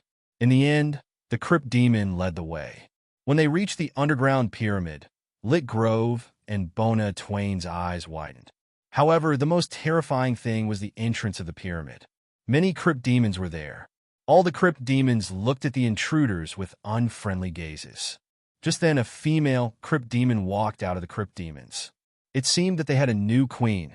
Chun Zhao walked up and started talking to the queen. Basically, Chun Zhao talked, and the crypt demons listened. The crypt demons couldn't speak the human language, but they could understand. All right, I've already talked to them. You two can stay here. Huh? Both of them screamed in pain. 3 days, Chun Zhao said. If you stay here for 3 days, I'll forget about your offense today. Of course, I'm a democratic person. I can reject just like that. We can really reject?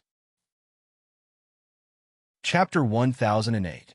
Chun Zhao left Lit Grove and Bona Twain outside the pyramid. He went into the pyramid to see his old friend. At the top of the pyramid, Chun Zhao saw the old crypt demon. It was the only demon that could communicate with Chun Zhao directly. Of course, it didn't speak with words. It communicated with his mind. Human, why did you come back here? The old crypt demon lay on the ground. After Chun Zhao came, it still didn't move. It was too old, and no one could escape the fate of life, death, illness, and old age. I don't have any bad intentions, Chun Zhao said. I have 2 juniors. I plan to leave them here. Help me scare them. Other than that, not long ago, I met another crypt demon tribe, Chun Zhao said. They also raised a wild boar monster. Hearing Chun Zhao's description, the old crypt demon stood up abruptly. It didn't have eyes, but Chun Zhao could feel its excitement. There are other races besides us? The old crypt demon asked in disbelief. Is what you said true? And they have Nissan species. Nissan species? What's that? Chun Zhao asked, confused. The wild boar monster you mentioned. We call it Nissan species, the old crypt demon said. The old crypt demon said, they were once specially reared as meat by our race, just like how you humans rear cattle, sheep, and pigs. You know about us humans? A long, long time ago, I once captured a few humans. They were brought before me, and then they died of old age here. I also learned many things about human society from their mouths. How old are you? According to your human calendar, I should be close to 200 years old, the old crypt demon said. Can you help us get the Nissan seed? Get the Nissan species? Chen Zhao hesitated. The outside world is now ruled by you humans. If we leave this place, we will definitely be wiped out by you humans. Normally, we can only eat the earth locust or capture you humans. If we have the Nissan species, then we don't have to worry about our food source, and we don't have to actively attack you humans. What's an earth locust? This is a creature that hides deep underground. It is also our main source of food. In the past, we ate the Nissan species. Then even if I get the Nissan species here, you guys are just like that? The Nissan also needs to eat. They can eat the earth locust. In fact, in the past, we used to feed the earth locust to the Nissan species, and then the Nissan species used them as meat. I can help you think of something. On behalf of our clan, I would like to express our respect to you and thank you for your help. The civilization of a race was not determined by how smart a single individual was. For a race like the Crypt Demons, their individual intelligence level wasn't much different from that of humans. But their population was too small, perhaps less than 1,000. Such a number would probably remain the same even after another 10,000 years. Humans were able to reach their current level of civilization because they had a large population and a long time. Chen Zhao wasn't worried that the Crypt Demons would rule Earth one day. What a joke! If they had such thoughts, they would probably be exterminated the next day. When they left the underground and the darkness, only death awaited them. Plus, they had a strong photophobia. Chen Zhao walked out of the pyramid with a smile. Let Bona stay here? I told them that they'll take good care of you. Oh, you still have a chance to taste the Crypt Demon's special delicacies. Chen Zhao took out an invertebrate that was more than a meter long. It looked like an enlarged earthworm. This is an earth locust. I heard that it's very nutritious. President, I won't do it again. Please spare me. Bona Twain was about to cry. Spare you? Huh, that's impossible. Chen Zhao turned and left. Bona Twain wanted to chase after him, but a few Crypt Demons blocked her way. The others followed behind Chen Zhao. Wes came to Chen Zhao's side. President, isn't this a bit inappropriate? They're still kids, after all. Yeah, I think so too. How about you stay and take care of them? Kids should be taught well in case they don't know their place in the future. President's decision is very wise. I fully support it. Inside the Crypt Demon relic, the two were already in conflict. It's all your fault, all your fault. Bona Twain pointed at Lit Grove, crying. You said that the president bullied you. Why didn't you say that you provoked him first? Great. Now you drag me down too. Lit Grove's face was filled with fear. Quiet. You'll attract the Crypt Demon's attention. It's all your fault. All your fault. Ritter Grove felt wronged as well. How could he know that he'd provoked a terrifying Demon King? It was too late to say anything now. The searchlights in their hands didn't have much battery left. After a few hours, they were starting to dim. Along the way, no one dared to talk to Chen Zhao. Do you think we should raise a few Crypt Demons to guard the house? President, will they listen to us? What if they go crazy and kill ordinary people? Whatever, I'm just asking. At the foot of the mountain, they left in a helicopter.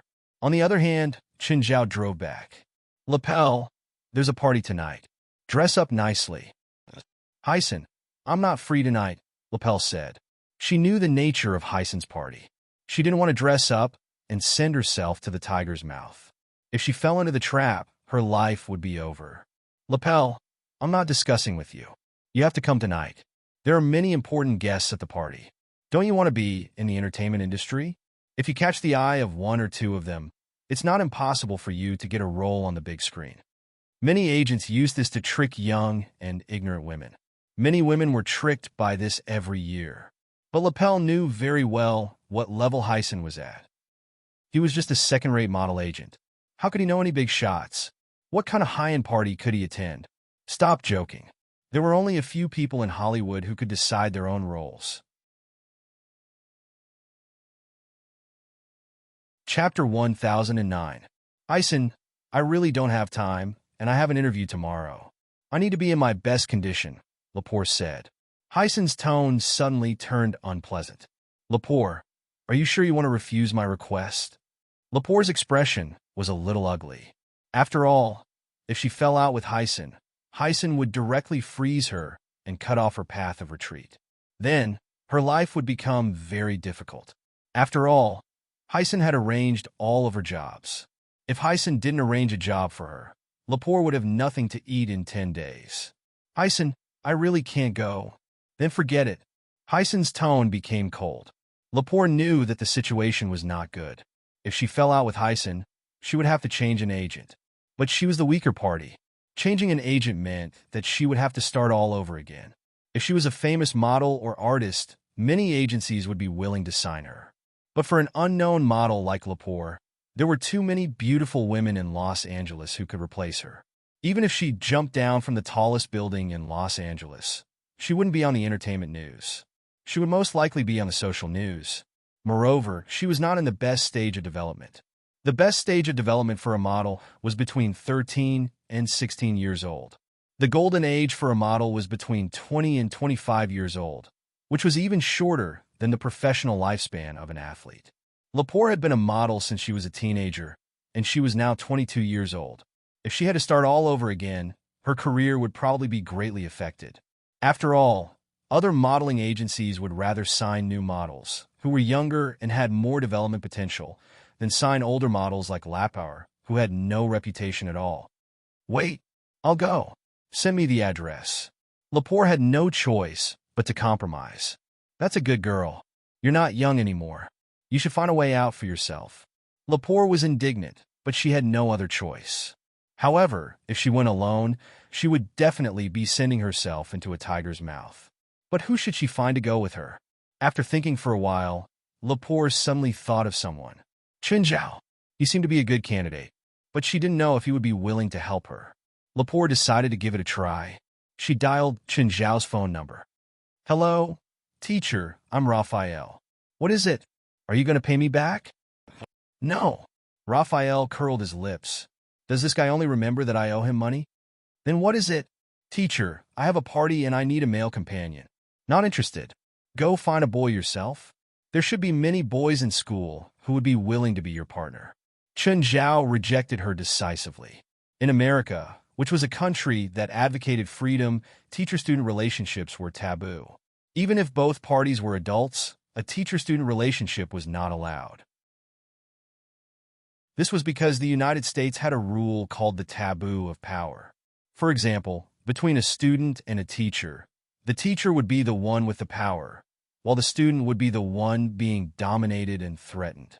Therefore, if a teacher-student relationship was exposed, the lightest punishment would be investigation and punishment by the school.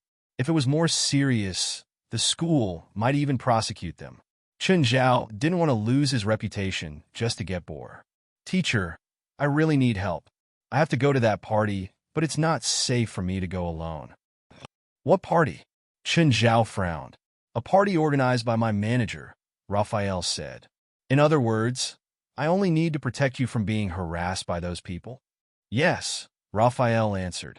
Okay, where are you now? Chen Zhao thought about it. Since Raphael really needed help, he had to help as a teacher. I'm at home. After saying goodbye to Fei Lai, Chen Zhao left. Chen Zhao drove to Raphael's house. Raphael's house was a small villa in a high-end neighborhood. The monthly rent was probably a few $1,000s. A while later, Raphael came out. Seeing Chen Zhao's car, his face turned purple. Chen Zhao drove his rural pickup truck. Teacher, is this your car? Yes. Don't you have any other cars? Yes, it's not convenient, Chen Zhao replied. After all, he had 2 other cars at home. One was a sports car. Ever since Fei Lai got pregnant, it had been rusting in the garage. Fei Lai usually drove a small truck when she went out. The space inside a sports car wasn't suitable for a pregnant woman. Chen Zhao didn't like to drive sports cars either. He preferred driving a small truck. The other one was an RV, which would be too conspicuous if he drove it out. Unless a family went somewhere to play, they wouldn't drive an RV out. Teacher, your car can't even get past the security guards of the manor. Raphael said helplessly. She'd heard that the party was in Beverly Hills. Are you going to get in my car or not? Never mind. Raphael could only sit in Chen Zhao's car. When they reached the manor, she thought, I'll just have Chen Zhao park the car at the entrance. Raphael only felt that Chen Zhao's driving was steady. The speed was neither fast nor slow. It was so steady that there weren't any bumps. Moreover, Chen Zhao followed all the traffic rules. This was completely different from the American people. Most of the citizens of the United States played the role of traffic rule breakers. As for drunk driving, it was a common occurrence. In the United States, the number of traffic accidents caused by drunk drivers was 10 times that in China. Of course, this was also because America had many cars. Teacher, you must be a boring person. Why do you say that? I can see your personality from the way you drive. You don't have any adventurous spirit. Your daily life must be calm too. You have a good job and live your life peacefully. Really? Chen Zhao always felt that traffic rules should be followed. In accidents caused by breaking traffic rules, it wasn't the person who was hurt the most. It was the other person. Chen Zhao didn't think that he was good at driving. Even if he drove 100 kilometers and crashed into a wall, he might not be hurt. But if he crashed into someone or another car, it was almost murder. A while later, the two arrived at Beverly Hills. What's the address? Chen Zhao asked. Raphael gave him the address. Here. Chapter 10:10. Park the car here, Lepore said. You can't drive in with your car. How about we bet $100? I can drive in. Here's $100. Lepore didn't even think before betting with Chen Zhao. Chen Zhao drove the car to the gate. The servant checking invitations at the door saw Chen Zhao's car and immediately moved aside, letting Chen Zhao in. Chen Zhao turned his head and glanced at Lepore. Thank you for the $100. Lepore was a bit surprised. Is the management here so lax? Chen Zhao would come here once or twice a month. Everyone here knew him, especially when the housekeeper of the Dell family was Mary. Lepore realized that Chen Zhao was very familiar with the place. Usually, when guests came to parties, they would park their cars by the aisle. However, Chen Zhao went straight to the garage. Moreover, he could find the garage precisely in such a large manner. Teacher, you've been here before? Yes, get out. As soon as Chen Zhao got out, Mary appeared in the garage. Hi, darling. Mary glanced at Lepore, who had gotten out of the car, and then looked at Chen Zhao with a dark expression. Chen, who's this woman? You know that she's pregnant, but you can't come out and mess around.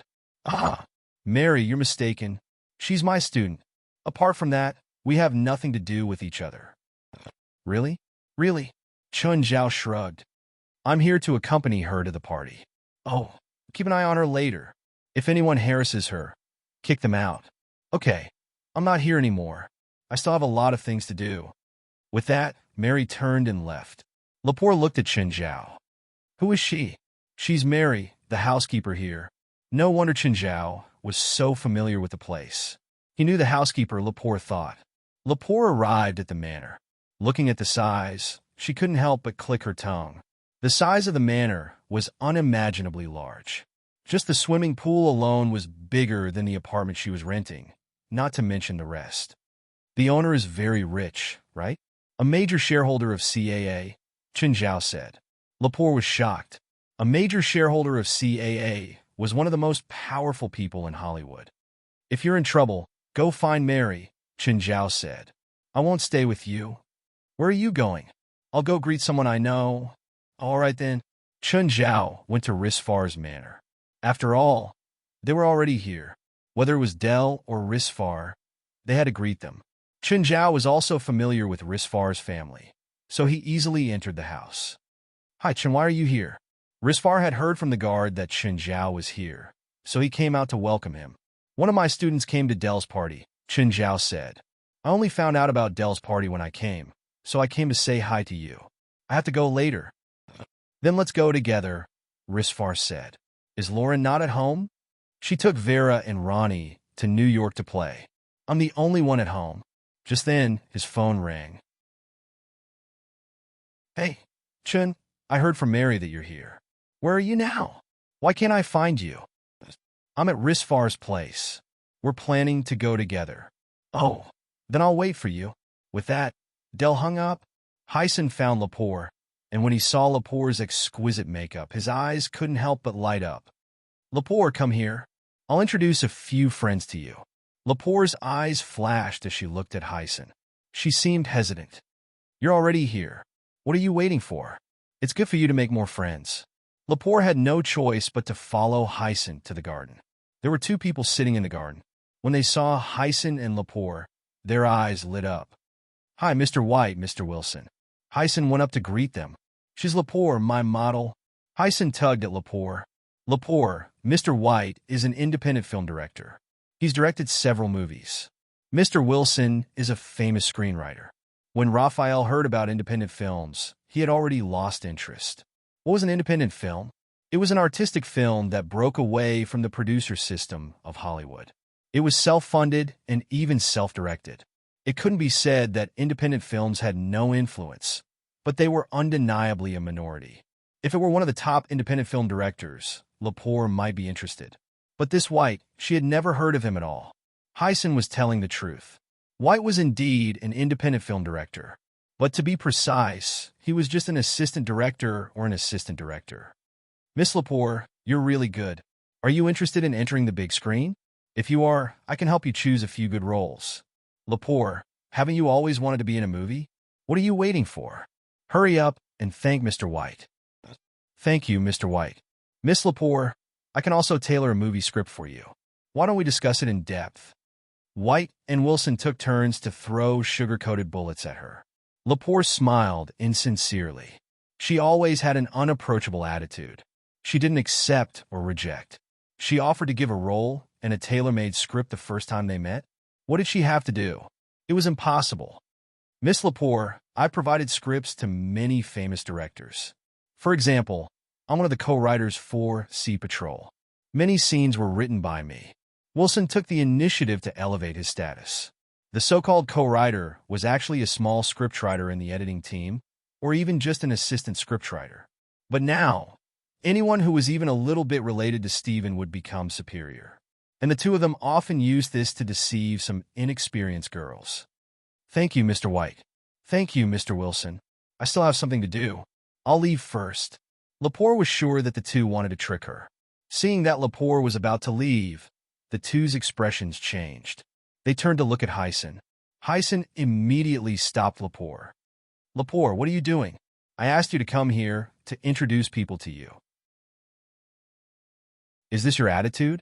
Hyson, I know what you're up to, Lepore said coldly. Chapter 10-11. Lepore turned around and left. Hyson had made it clear. People with different principles could not make plans together.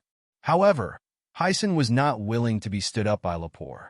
It was a real loss. Lepore, stop. Hyson grabbed Lepore again. Do you want to stay in a modeling circle or not? This was the killer move he used to threaten his models. Hyson couldn't ban Lepore. But for models like Raphael, who was old and had nothing outstanding, it was very likely that he would stay on the runway for a few more years and leave the modeling circle when he was 24 or 25.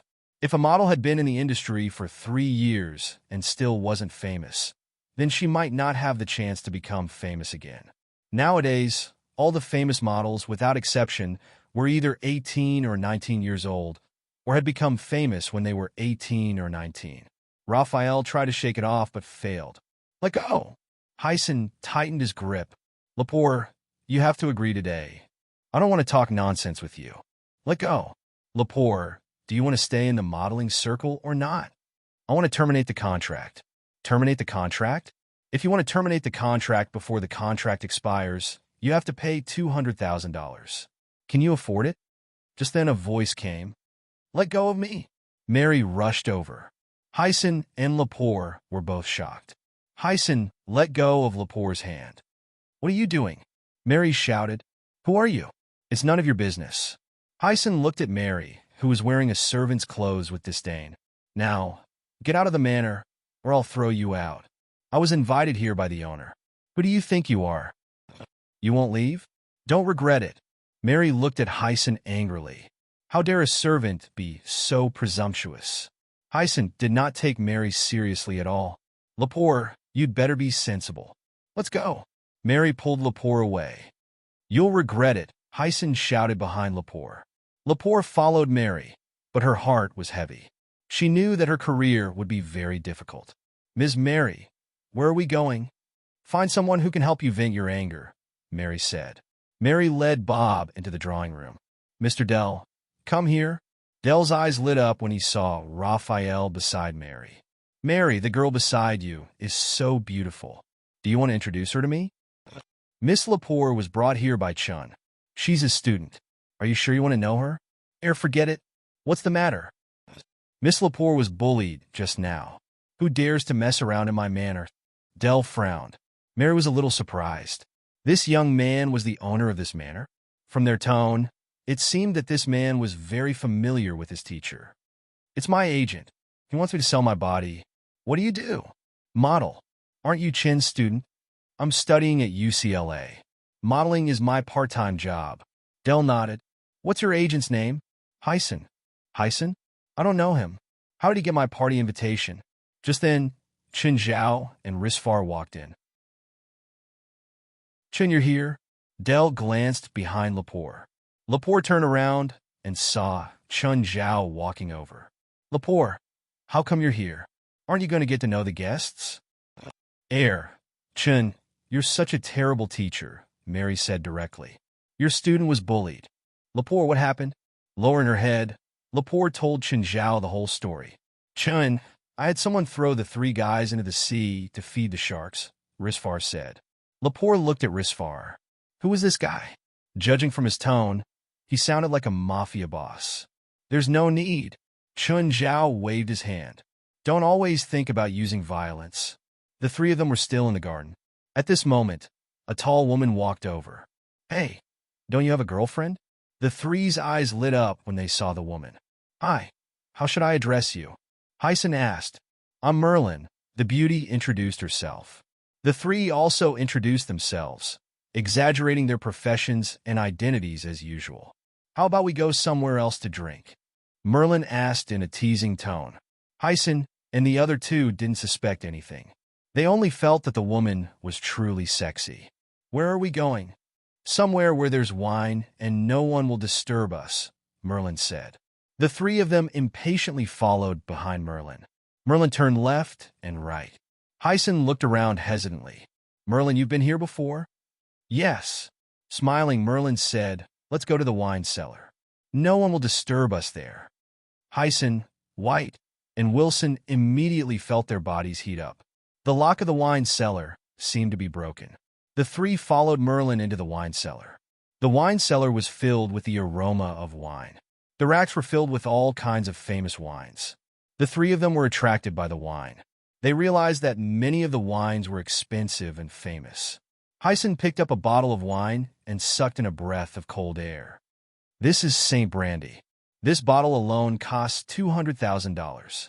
Merlin looked at Hyacinth. Throw it over and let me have a look. Hyacinth threw the bottle to Merlin.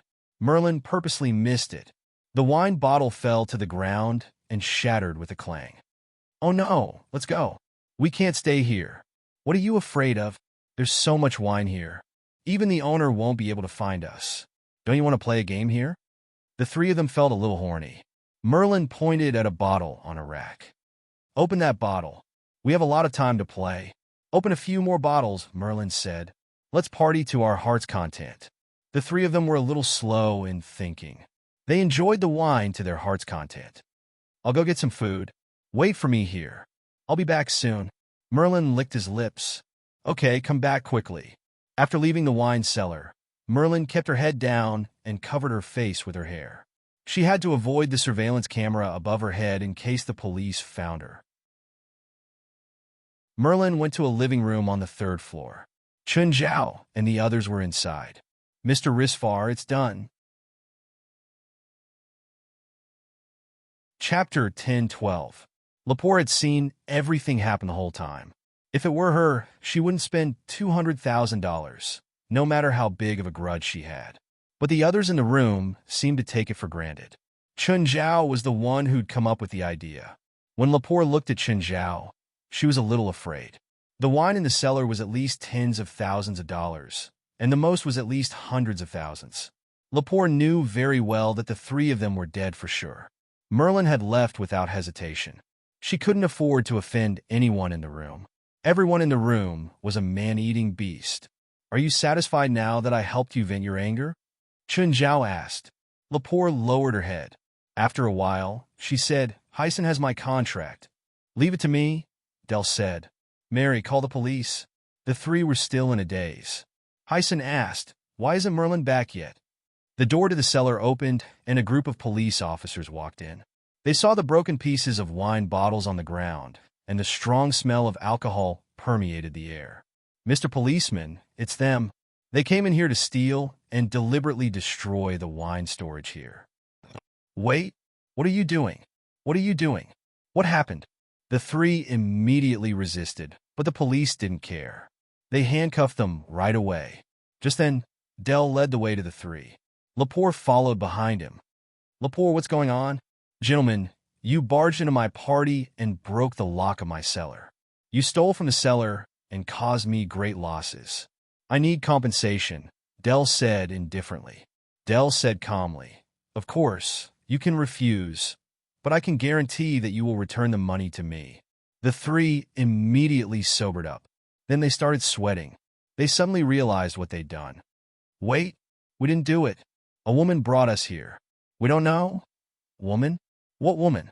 There's no woman here. It's true. There's really a woman. We were tricked. Hyson suddenly looked at Lepore. It's you. Lepore, is it you?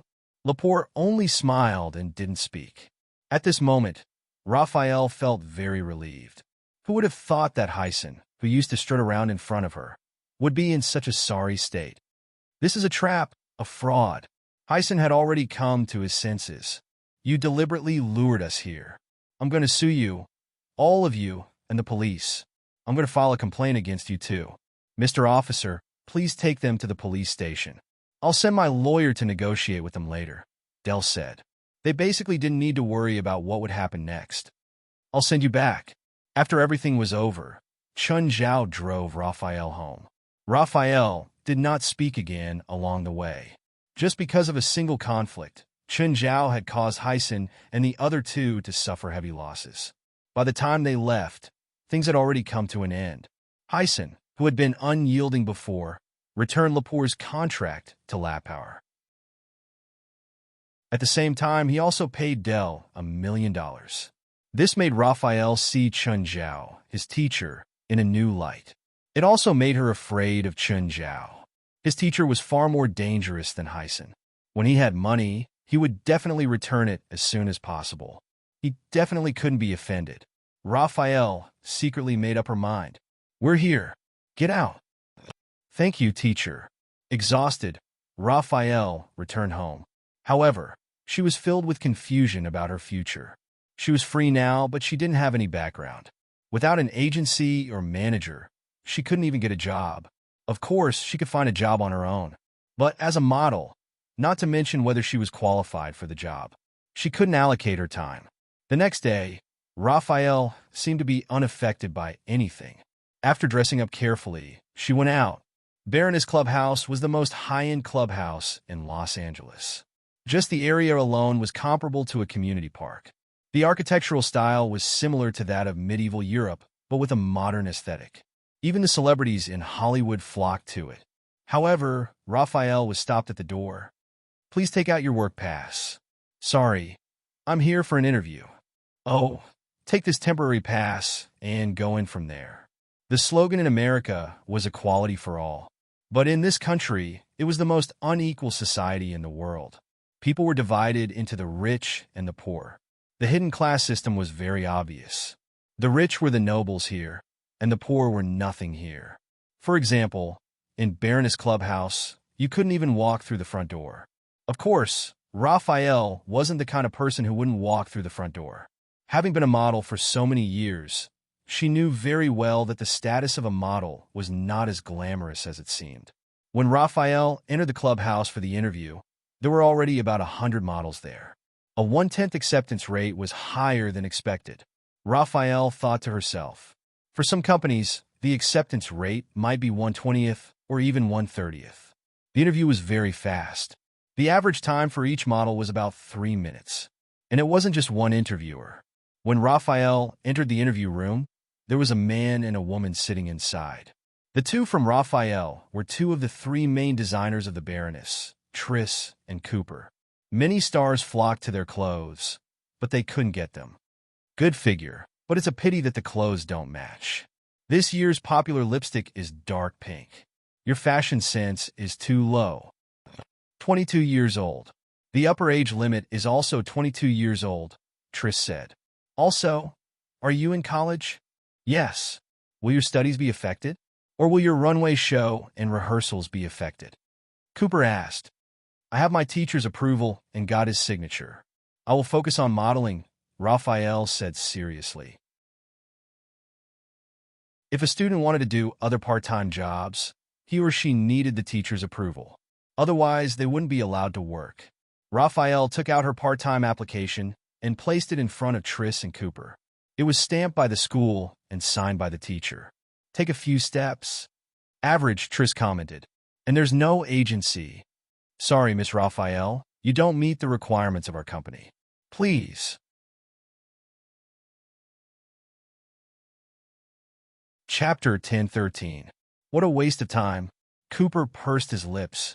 Is our Baroness brand really that cheap? Anyone dares to come here for an interview. Lepore had already turned to leave. Hearing Cooper's words, she hurried and left as if she was escaping. Just then, Cooper flipped to the application that Lepore had left on his desk and saw the signature. Cooper's expression froze. Chinja. Cooper was no stranger to this signature, nor was he unfamiliar with this name. Triss, look, this signature. This is Mr. Chen's signature? That girl is Mr. Chen's student? Cooper's face paled. Cooper and Triss rushed out of the house and looked for Raphael. That girl was Chun Zhao's student. She was probably here because Chun Zhao had asked her to come. It would be fine if Cooper had only brushed her off. But if Chun Zhao heard what he said at the end, he wouldn't be able to control himself. What would the consequences be? Cooper remembered clearly the missing Brighton. From that day onwards, Brighton had never appeared again. It was as if he had evaporated. Cooper, Triss, and Nat were all in awe of Chun Zhao. Now, Cooper had made Chun Zhao's student leave in anger. The consequences would be severe. There, ignoring how many pairs of eyes were watching, the two chased after Lepore. Miss Lepore, please wait. Lepore stopped and turned around, confused. Is there anything else? I was just joking with you. You're hired. I don't like joking. Lepore felt that the two were teasing her. She was about to leave. Trish hurriedly pulled Laphal back. Miss Laphal, I'm serious. I'm serious. Please stay. Lepore frowned and looked at the two in confusion. What was wrong with them? Why did their attitudes change so much? Why? I don't have a management company or background. You said that my runway skills are mediocre. No, you are very good, very good. Our Baroness needs a model like you. As long as you are willing, you can become a regular model for our brand. Plus, you will definitely be included in our Baroness annual magazine. Lepore was even more confused. What was going on between the two of them? He definitely did not have that much influence. Moreover, he knew his own abilities. If there was something special about her, she wouldn't have been so unknown after being in the modeling industry for so many years. Are you serious? Yes, we are serious. I want to read the contract first. Of course, no problem. 20 minutes later, Raphael finished reading the contract. Shock was written all over her face. This contract was already considered the best treatment for a sign model. Her salary was 3 times higher than before, $3,000 a show.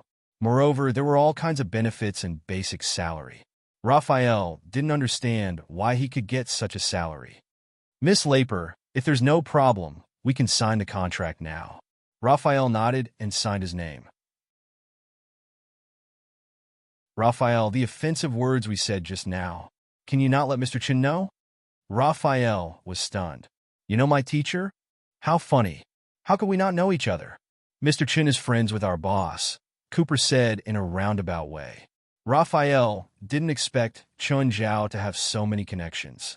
Moreover, It seemed that these two top fashion designers were very afraid of being stale. The interview was very enjoyable. I don't know what Mr. Cooper is talking about.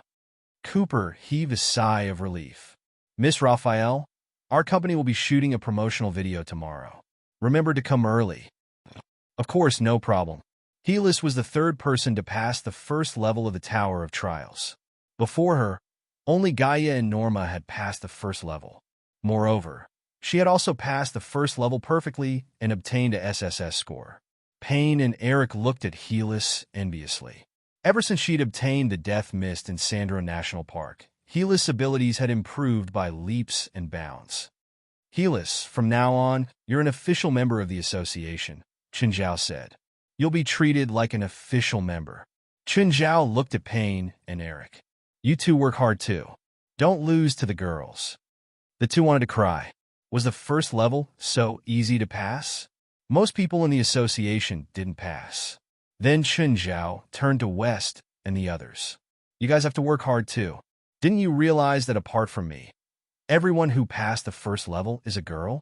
Gaia, Norma, and Helis. Chen Zhao's words didn't just put pressure on Helis. The other girls were also under pressure. Patya, Alice, Jalanash, and Giselle were all very upset. Especially Jalanash. She used to be the strongest person in the association. But now, she wasn't even in the rankings.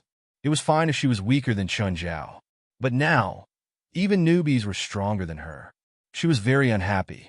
If you're unhappy, then work harder. Patya was a support type. She definitely couldn't pass the first level alone. So, Chen Zhao wouldn't force her. Alice was a magic library. Battle magic wasn't her strong suit either. All the pressure was on Jalanash and Giselle. Guild leader, I would like to ask you to take me to the 4th floor, Helis stated her request. 4th level? Why? You can't survive on the 4th level with your strength. Because there are skeleton mages on the 4th level. They also use black magic and necromancy. They're the abilities I need to learn the most. I hope to learn magic from them, Helis said. Sure, but I'm not sure if I can take you to the 4th level, Chen Zhao said. One person going and was a different level of difficulty. 2 people going and was another level of difficulty. Get ready. I'll take you there the next time you can go in. I can go in now, Helis said. I didn't go to the 2nd level just now. Instead, I saved the 1st level. Okay, then let's go in now and start from the 2nd level. As soon as Chen Zhao and Helis entered the 2nd level, monsters started appearing. Chapter 10:14. Earthshaker was much bigger than the twisted monster, but it wasn't just in size that it was stronger. When they ran on the ground, Chen Zhao and Helis felt the ground shake. They seemed to have their own magic that could directly affect the ground. Anyway, it kept shaking. Chen Zhao and Helis couldn't stand still. If he wanted to take Helis to the 4th floor, she couldn't die before that. Helis immediately released the Death Mist. However, when the Death Mist enveloped Earthshaker, it was dispersed with a punch. The Death Mist was too little of a threat to Earthshakers. Just then, the Earthshaker before Helis raised its arms and smashed down at her head. Because of the shaking, Helis couldn't stand still at all. Chen Zhao immediately covered Helis with the dark serum. Helis' face paled in fear. She knew she wouldn't die, but the thrilling feeling made her heart jump. The monsters on the 2nd floor were too strong. They couldn't be compared to the 1st floor at all. She didn't know how Chen Zhao had passed. Of course, she even doubted if Chen Zhao could take her through the 2nd floor. Chen Zhao also had a hard time. The shaking made it hard for him to stand still, which affected his fighting ability. Chen Zhao kicked off and flew into the air. He stepped on the shoulder of an Earthshaker and stomped hard. The Earthshaker was stomped to the ground. Chen Zhao used the momentum to jump and punch another Earthshaker. However, Chen Zhao couldn't land on the ground. He had to land on the Earthshaker every time. If he landed on the ground, he wouldn't be able to stand still. He had to regain his balance. Looking at Chen Zhao's figure, Helis was dazzled. She knew that Chen Zhao was very powerful and had many trump cards. However, it was different from the casual and cynical way he dealt with the mother last time. This time, Chen Zhao was very serious, even though he didn't use his trump cards. He displayed a completely different kind of combat ability from last time.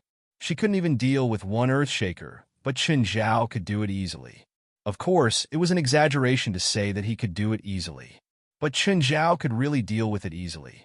Earthshakers weren't strong because of their size or strength. In these two aspects, Chen Zhao far surpassed them. It was the vibration of the ground when they approached. Moreover, Chen Zhao didn't just have to deal with Earthshaker. At the same time, he had to protect Helith. His ultimate goal wasn't to kill to his heart's content. Instead, it was to lead Helith to the 4th floor. Therefore, Chen Zhao's battle range had always been around Helith. Chen Zhao had been jumping around the whole time. The battle lasted for more than half an hour before it finally ended. Harold looked at him. "President, do you want to rest? You can bring me to the 3rd floor next time." Chen Zhao shook his head. "No need. Actually, it's quite interesting to pass the 2nd level as a duo. It's much more interesting than solo." From Helios' perspective, the entire process was extremely thrilling. But to Chen Zhao, it was only interesting. Helios shook his head with a bitter smile. The 2nd floor was rated D+, not bad. "Next time, I'll find someone else to play on the 2nd floor. Let's go to the 3rd floor." The two entered the 3rd floor at the same time. The monster that appeared on the 3rd floor was the winged demon. But now, it was a duo, so the monsters were different too. The monsters that appeared on the 3rd floor were a group of armored wyverns. Chen Zhao wasn't unfamiliar with wyverns. After all, he'd eaten many of them. In hell, wyverns were also common magical beasts. Wyverns were used as mounts or meat sources by lords or great lords, but it didn't mean they were weak. If they got aggressive, they could still be very fatal. They were like war horses. They were mounts, but they could also bring danger to people who weren't familiar with them. Chen Zhao wasn't confident that he could protect Helith in such a situation. So, he took out the 12 stone swords and the zither. Helith looked at him in surprise. She'd never seen this before. She didn't know why Chen Zhao took out the zither. But the next moment she knew. When the 12 stone swords danced in the air, everything in the surroundings vanished in an instant. Blood and flesh rained down from the sky. Everything around them was cut into pieces. She opened her mouth and stared at Chen Zhao in disbelief. So powerful, she couldn't even deal with a wyvern. But Chen Zhao was killing wyverns. The entire process took less than 60 seconds. The battle was over. 100 wyverns had been slaughtered by Chen Zhao. Pass, 3S rating. Chen Zhao felt that he'd held back more than last time when he tried the zither. It seemed that his magic power had increased a bit in the past few days. "Okay, you've passed the 3rd floor. You don't need me to carry you anymore, right?" Helith still hadn't recovered from the shock. Her gaze toward Chen Zhao was filled with admiration. That kind of indescribable power had deeply shocked her heart. "President, don't you want to see what kind of monsters the duo on the 4th floor are?" Chen Zhao thought about it. Then he'd go to the 4th floor. He wouldn't lose anything anyway. After entering the 4th floor, a black cloud appeared in the sky and shrouded the two of them. Then, a bolt of lightning fell from the sky. Before Chen Zhao and Helith could react, it struck Helith's head. Helith screamed and left the Tower of Trials. A huge charred bird was left on the ground. This was just then another bolt of lightning fell from the sky. Chen Zhao took a closer look and saw a bird in the lightning. A thunderbird. The bird was hidden in the lightning. It fell from the sky and landed on Chen Zhao's head. The ground around Chen Zhao was charred. Electricity flowed through Chen Zhao's body, making him feel very comfortable. In Western mythology, the thunderbird was a kind of mythical beast that was born and died in lightning. Their lifespans were extremely short. They only existed for an instant. Another thunderbird landed on Chen Zhao's head. Chen Zhao lifted his arm. Seeing the chance, he opened the mouth of gluttony. The lightning was swallowed by the mouth of gluttony. Just then, Chen Zhao felt his entire arm tremble. The mouth of gluttony was swallowing and obtaining the thunderbird's characteristics. Perhaps because of the lightning, the 4th eye on his arm opened. The 4th eye kept emitting electric sparks and pouring them into the mouth of gluttony. The mouth of gluttony was like a flamethrower, constantly brewing electricity. Boom! Chapter 10:15. However, after the lightning exploded in the sky, it was only a small circle for the entire cloud. A thunderbird landed on Chun Zhao's head. Chun Zhao felt great again. The thunderbird didn't do much damage to Chun Zhao. It could even be said to be non-existent. The thunderbird wasn't real natural lightning. It was much weaker than the 2 times Chun Zhao had been struck by lightning. Now, even if Chun Zhao faced real natural lightning again, he was confident that he could survive it. Compared to that, the thunderbird's lightning was only 1/10 as powerful. Chun Zhao had already been struck 20 to 30 times. Not only did he not feel any pain, but he even got used to it. It wasn't that he didn't feel anything, but the damage was much lower. There seemed to be only thunderbirds on the 4th level. There weren't any other monsters. 98 times, 99 times, 100 times as expected, there was a notification that he had passed. Chun Zhao felt like he was full of energy. The mana he'd used on the 3rd level had completely recovered. The 4th eye on his right arm also closed. Chun Zhao didn't know what the 4th eye was like. However, he suspected that it had something to do with lightning. Because he was a human again, a large number of 3-headed dragons appeared on the 5th level again. Chun Zhao did the same thing again. He cut through the Gordian knot and passed the 5th level. Then he recorded it and left the Tower of Trials. President, you're out. How did you pass the 4th level? Helis had been waiting for Chun Zhao outside. I passed. The 4th level is a 2-person mode. I just have to be struck by lightning 100 times. Helis' face darkened. She'd been struck in the head by the first lightning and died.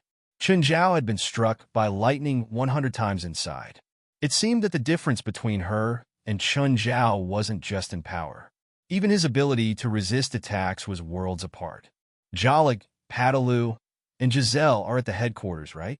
Yes. Help me find them. I need their help with something. Soon, the 3 of them were called to Chun Zhao. Helis also joined in the fun. President, why are you looking for us? I want to touch high-voltage electricity, but I'm not sure if it will affect the headquarters' electricity. Everyone exchanged glances, not knowing what Chun Zhao was trying to do. President, if you want to feel an electric shock, the socket in the room can satisfy your needs. Jalag wondered if Chun Zhao was a masochist. What I need is a higher current, at least 1,000,000 volts. Guild leader, what are you planning to do? I have a spell that requires a strong electric current to verify. Understood. Shall we build a power room for you? Sure. Chun Zhao nodded. How long? It will take some time. Okay, let me know when it's done, Chun Zhao said. But first, make me an accessible interface. Then let's go to our studio. The 3 brought Chun Zhao to the studio. It was a bit messy. Many parts were scattered all over the place. Guild leader, hold on to these 2 electric pliers. However, these electric pliers are connected to batteries, so they can only provide a limited amount of power and voltage. At most, they can provide up to 300,000 volts for 10 minutes. Sure, turn on the switch. Chun Zhao grabbed the electric pliers. Jalik knew that Chun Zhao was strong. The electricity shouldn't be able to hurt him. The moment Jalik turned on the switch, electricity surged into Chun Zhao's body. Chun Zhao realized that the 4th eye had opened. The mana he'd used in the Tower of Trials was also recovering. However, the recovery was very weak. It wasn't as fast as his automatic recovery. It seemed that his guess was right. The 4th eye had opened because of the Thunderbird. It could absorb electricity and recover mana. Earlier, in the Tower of Trials, the Thunderbird had kept attacking Chun Zhao. The 4th eye had absorbed it and converted it into mana for Chun Zhao. However, the amount of electricity that could be converted into mana was too low. Everyone in the studio saw that the electric pliers in Chun Zhao's hands had turned red, but Chun Zhao seemed like nothing had happened. Chun Zhao tossed the pliers down and clapped his hands. Too low. I can't feel anything. Everyone was speechless. Chun Zhao couldn't feel anything from the voltage that could electrocute someone. Since the 4th eye was related to lightning, he'd call it the Eye of the Thunder. However, the Eye of the Thunder was a bit useless. Unless Chun Zhao encountered an enemy with the lightning element, or he was fighting in a thunderstorm. Otherwise, it wouldn't be very useful. Or he could carry a generator with him. But Chen Zhao couldn't really carry his super generator with him. When he was tired and used up all his mana, he could turn on the generator to charge himself. So, the Eye of the Thunder was indeed invincible under certain circumstances. However, it could not generate electricity on its own, nor could it provide magic power. Chen Zhao's power hadn't increased. What had increased was Chen Zhao's diversity. Hurry up and finish the power room. Just then, Gaia entered the room. Chun, I heard that you just brought helis to the 4th floor? You don't want to go too, do you? It's meaningless to you. No, I'm not interested in the 4th floor. If I want to go, I'll rely on my own abilities, Gaia said. I'm more interested in the monster Earthshaker that appeared in the duo on the 2nd floor. Really? Me too. Compared to the monsters before and after, Earthshaker is more interesting. It's more useful for actual combat training. You think so too? Gaia said. I think so too. Earthshaker can be understood as a more complicated terrain. Chen Zhao had to admit that Gaia and Gaia had the same thoughts. Then when can we go play on the 2nd floor together? No problem. I'm also interested in Earthshaker. Gaia and Chen Zhao were two completely different people. Gaia had the heart of a strong person. Chen Zhao, on the other hand, was interested. Oh, I heard that you left those 2 rookies in the Crypt Demon ruins. They asked for it. They're just kids. Don't be too harsh on them. Gaia also roughly knew about the grudge between Lit Grove and Bona Twain and Chen Zhao. However, in her eyes, both of them were just children. They're older than a quarter of the people in the society. They're not kids anymore. You've punished them enough. I'll bring them back tonight.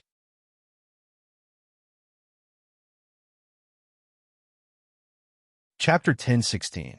This was Gaia's first time in the Crypt Demon ruins.